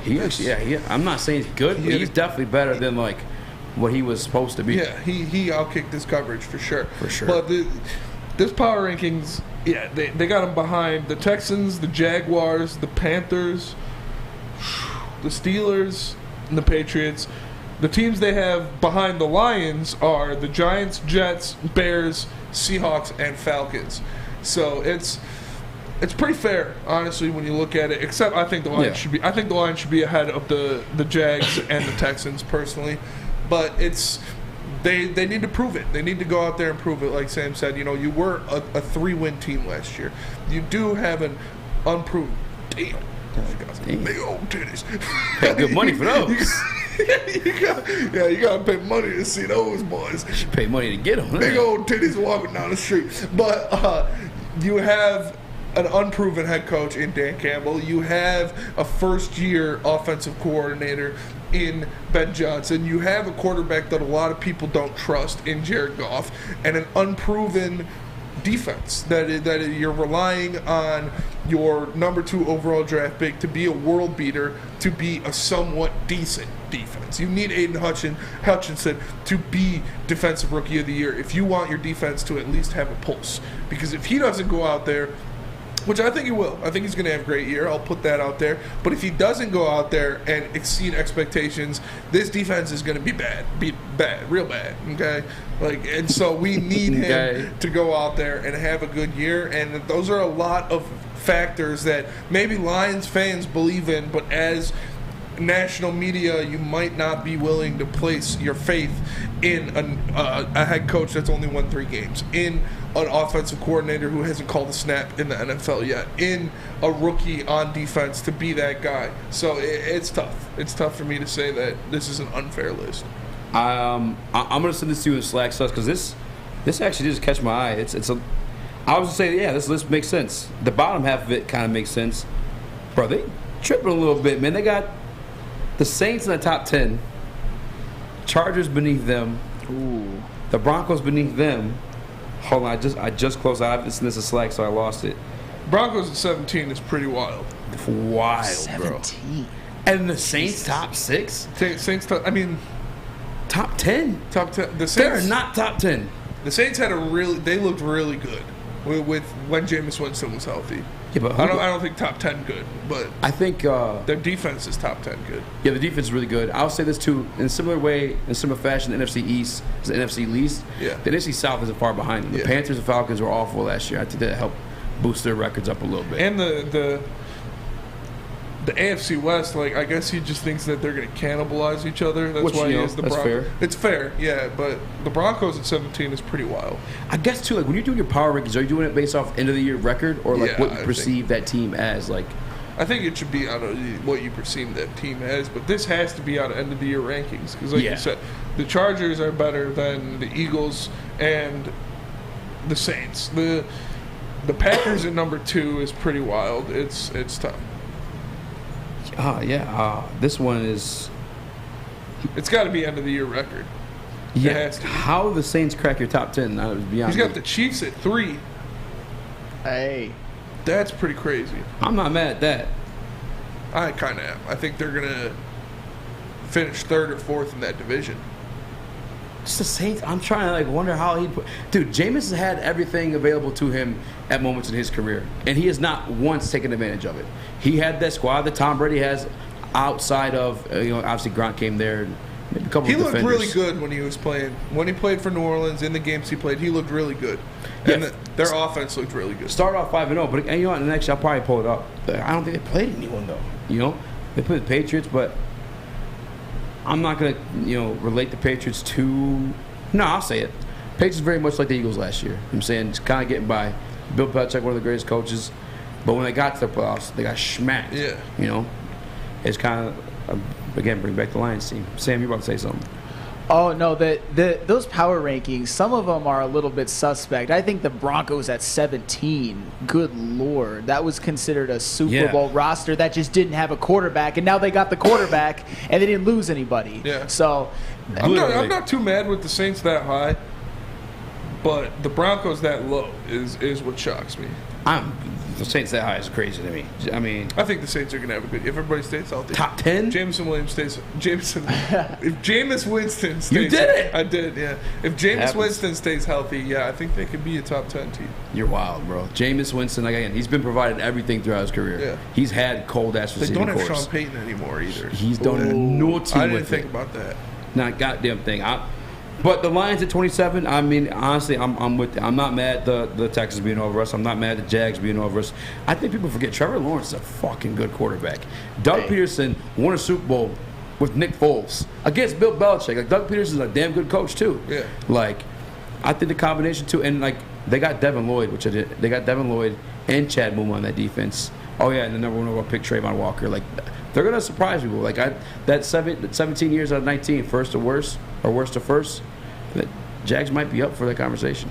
I don't know if they're going to go worst to first. I think Trevor Lawrence is going to be a really good quarterback. I think he was the victim of being in one of the worst situations you could ever possibly be in with the lack of talent and Urban Meyer. But even that being said, as much as I believe in him, you're not supposed to look as bad as he did last year. And I'm a Trevor Lawrence fan. I think he's going to be good, but worst to first, Eazy. Come on now. Yeah. Come on. The Colts in that division. Surprised. I hope you're right. You're not. You're not, right?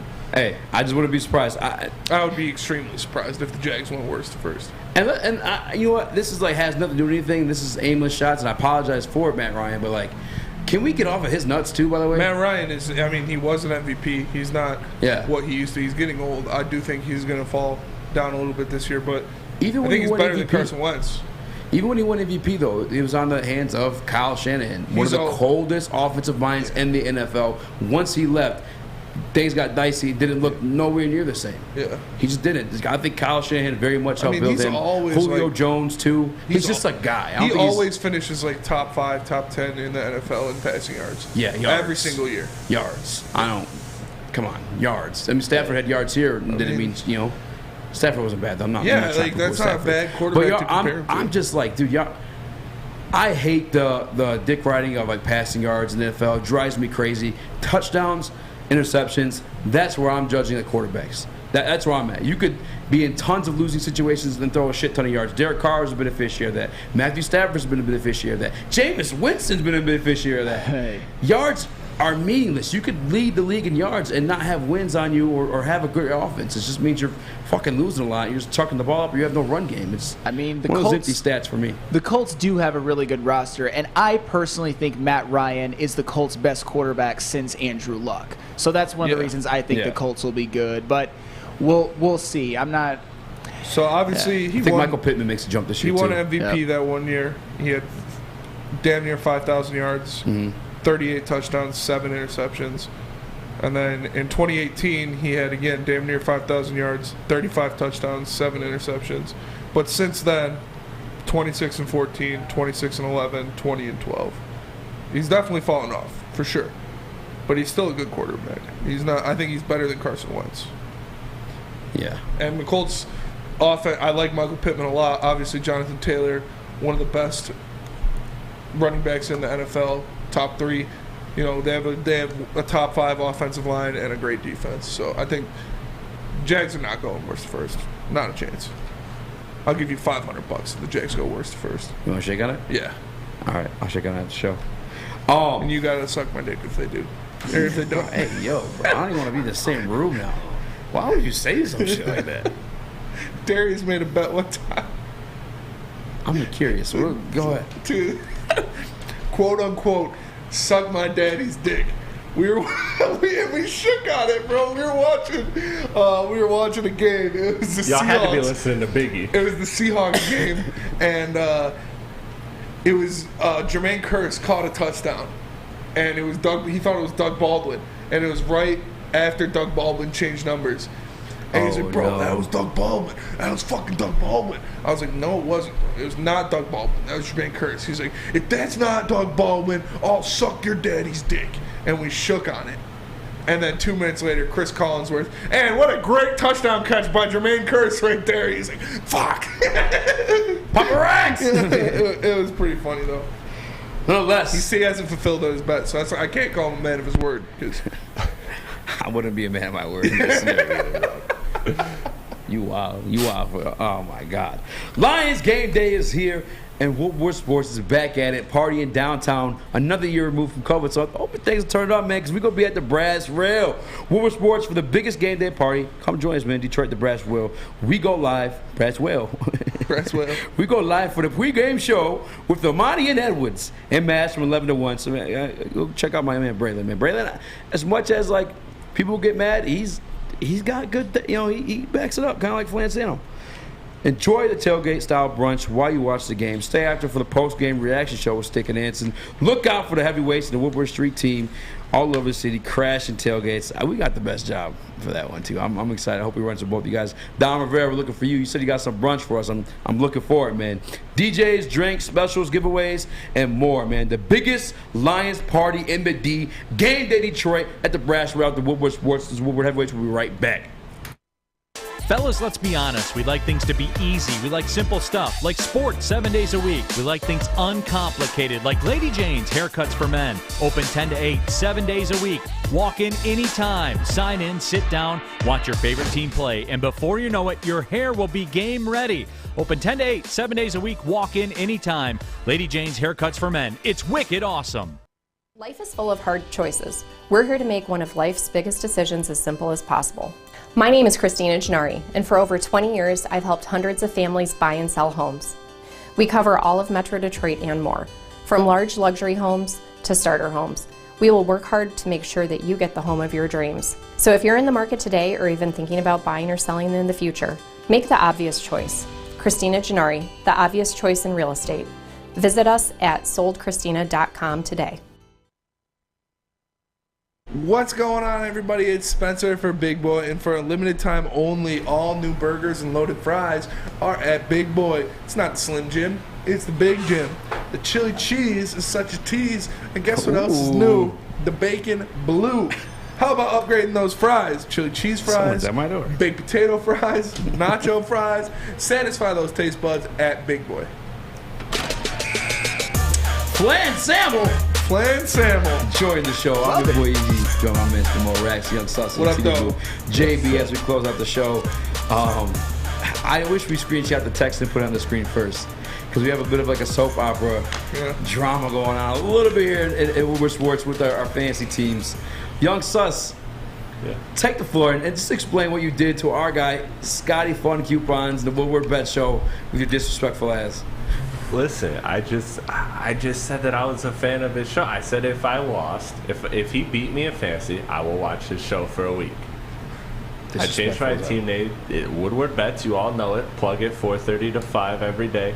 I know all of us avidly watch it, and I was just making a bet that if I lose, I'll jump in and watch it for 1 week. So I changed my team name to if I lose, but I'll watch bets. Nonetheless, Scott was pissed, bro. He told Sus to suck a dick and all that good stuff. But nonetheless, Sus is a member of the heavyweights. He's one of our teammates.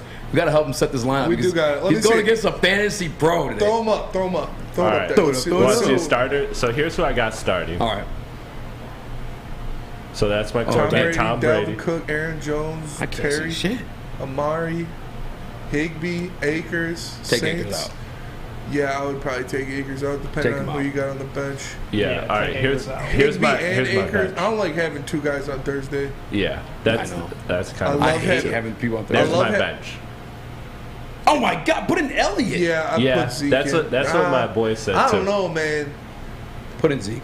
I don't know. Oh, actually, Tampa actually has a really good. Bro. Tampa Bay's fucking There's only defensive line is insane. Fun fact: shout out to my guy Matt Hamill from Good Morning Football.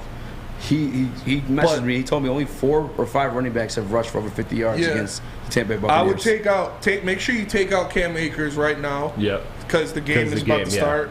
Yeah. I would, if Lazard is healthy, I would probably play Lazard in the flex spot. Oh, over even Elliott or Akers? Yeah. Okay. Because No. he's going to get a lot of targets. I wouldn't go Lazard.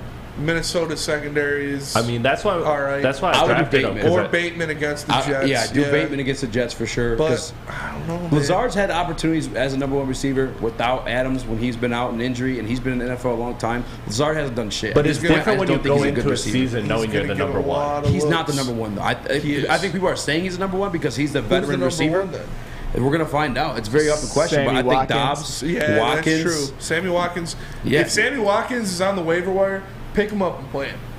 Because week 1, he is always the number 1 point scorer every single year in fantasy. Sammy Watkins goes for 40 points week 1 and then doesn't do shit for the rest of the year. Right. So I go Bateman. I wouldn't play Elliott or Akers. Yeah, Bateman's not a bad pick. Abe said drop Higbee now. Stafford loves tight ends. He loves tight ends. Why would you drop The him? problem is I don't have another tight end. So I mean, is there a better one on the market? You got to look at the waiver wire. I had to pick up a tight end because what's his name? George Kittle. George Kittle is probably out this week. Oh. So I had a couple options. I chose between Noah Fant and Gerald Everett. I went with Noah Fant. All right, let's go with the chat. Lazard over McLaurin, says Eazy does it. You tripping. I'm telling you guys, Lazard is going to be cheeks. I promise you. He's had opportunities in the NFL, guys. He's been here a long time. Lazard over McLaurin? He's literally played games as number 1 option on the Green Bay Packers with Aaron Rodgers, and he still didn't produce shit. These are facts. I'd keep Bateman. I'm going. Bateman getting shut down by Sauce. That's what Abe says. It's coming but from he's a Jets fan. It's coming from a Jets fan. Yeah, Sauce Joey hasn't been targeted. Didn't get targeted once in preseason. Really? Yeah. Preseason. I mean, that's impressive. But he's a rookie too. He's a rookie. It's the hardest thing to transition to, and like he's going to be the real deal though. I have a lot of faith in Sauce Gardner being legit. The thing with those like scrambling QBs too, like they could have a dog ass corner on the receiver, but plays break down when those guys are back there doing what they do. Bateman's gonna have a couple opportunities to clean up on it. And if I'm not mistaken, this is only his second year, right? Cool. Rashad Bateman, second or third year? Yes. I think I'm expecting him to take Second a year. big jump too. So I'm starting Bateman flex if I'm you. Just saying. All right. Do not it's bitch with That's my team. Check it out. Check it out.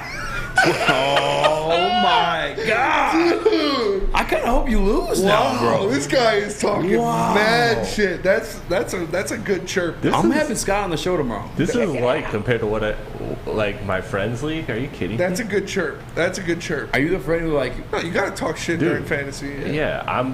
Me and Adam been talking absolutely shit to each other all ruthless. week. I'm absolutely ruthless. That is a good chirp. I used to call my friend for this was during quarantine, so like when we all didn't have jobs, so it was fucked your different. girlfriend. No, I call him for an hour every single day because he thought his team was good, and even when he wasn't playing me, I just would tell him that his team sucks every single day. That was like, a good check. I'm ultimately that was a good chirp. But we got to wrap it up here, folks. We appreciate you for watching us. Make sure you like and subscribe. You know who we are. We're the Heavyweights. We're here from 5 to 7. We're going to be downtown on the streets for the Lions game, so make sure you come out and say hi to us. And you know it, Monday's going to be going crazy at the Coliseum on 8 Mile, so make sure you come out to that, hang out with us, see the scenic views, enjoy some Monday Night Football. For the man to my left, Speak Eazy. For Young Sus, Chris Platty, hold it down for Sam Flano, sitting with us on the couch, and our boy JBJ Smooth in the audio booth. I am Spencer Raxter. We are the Woodward Heavyweights, and we'll catch you guys tomorrow. Peace.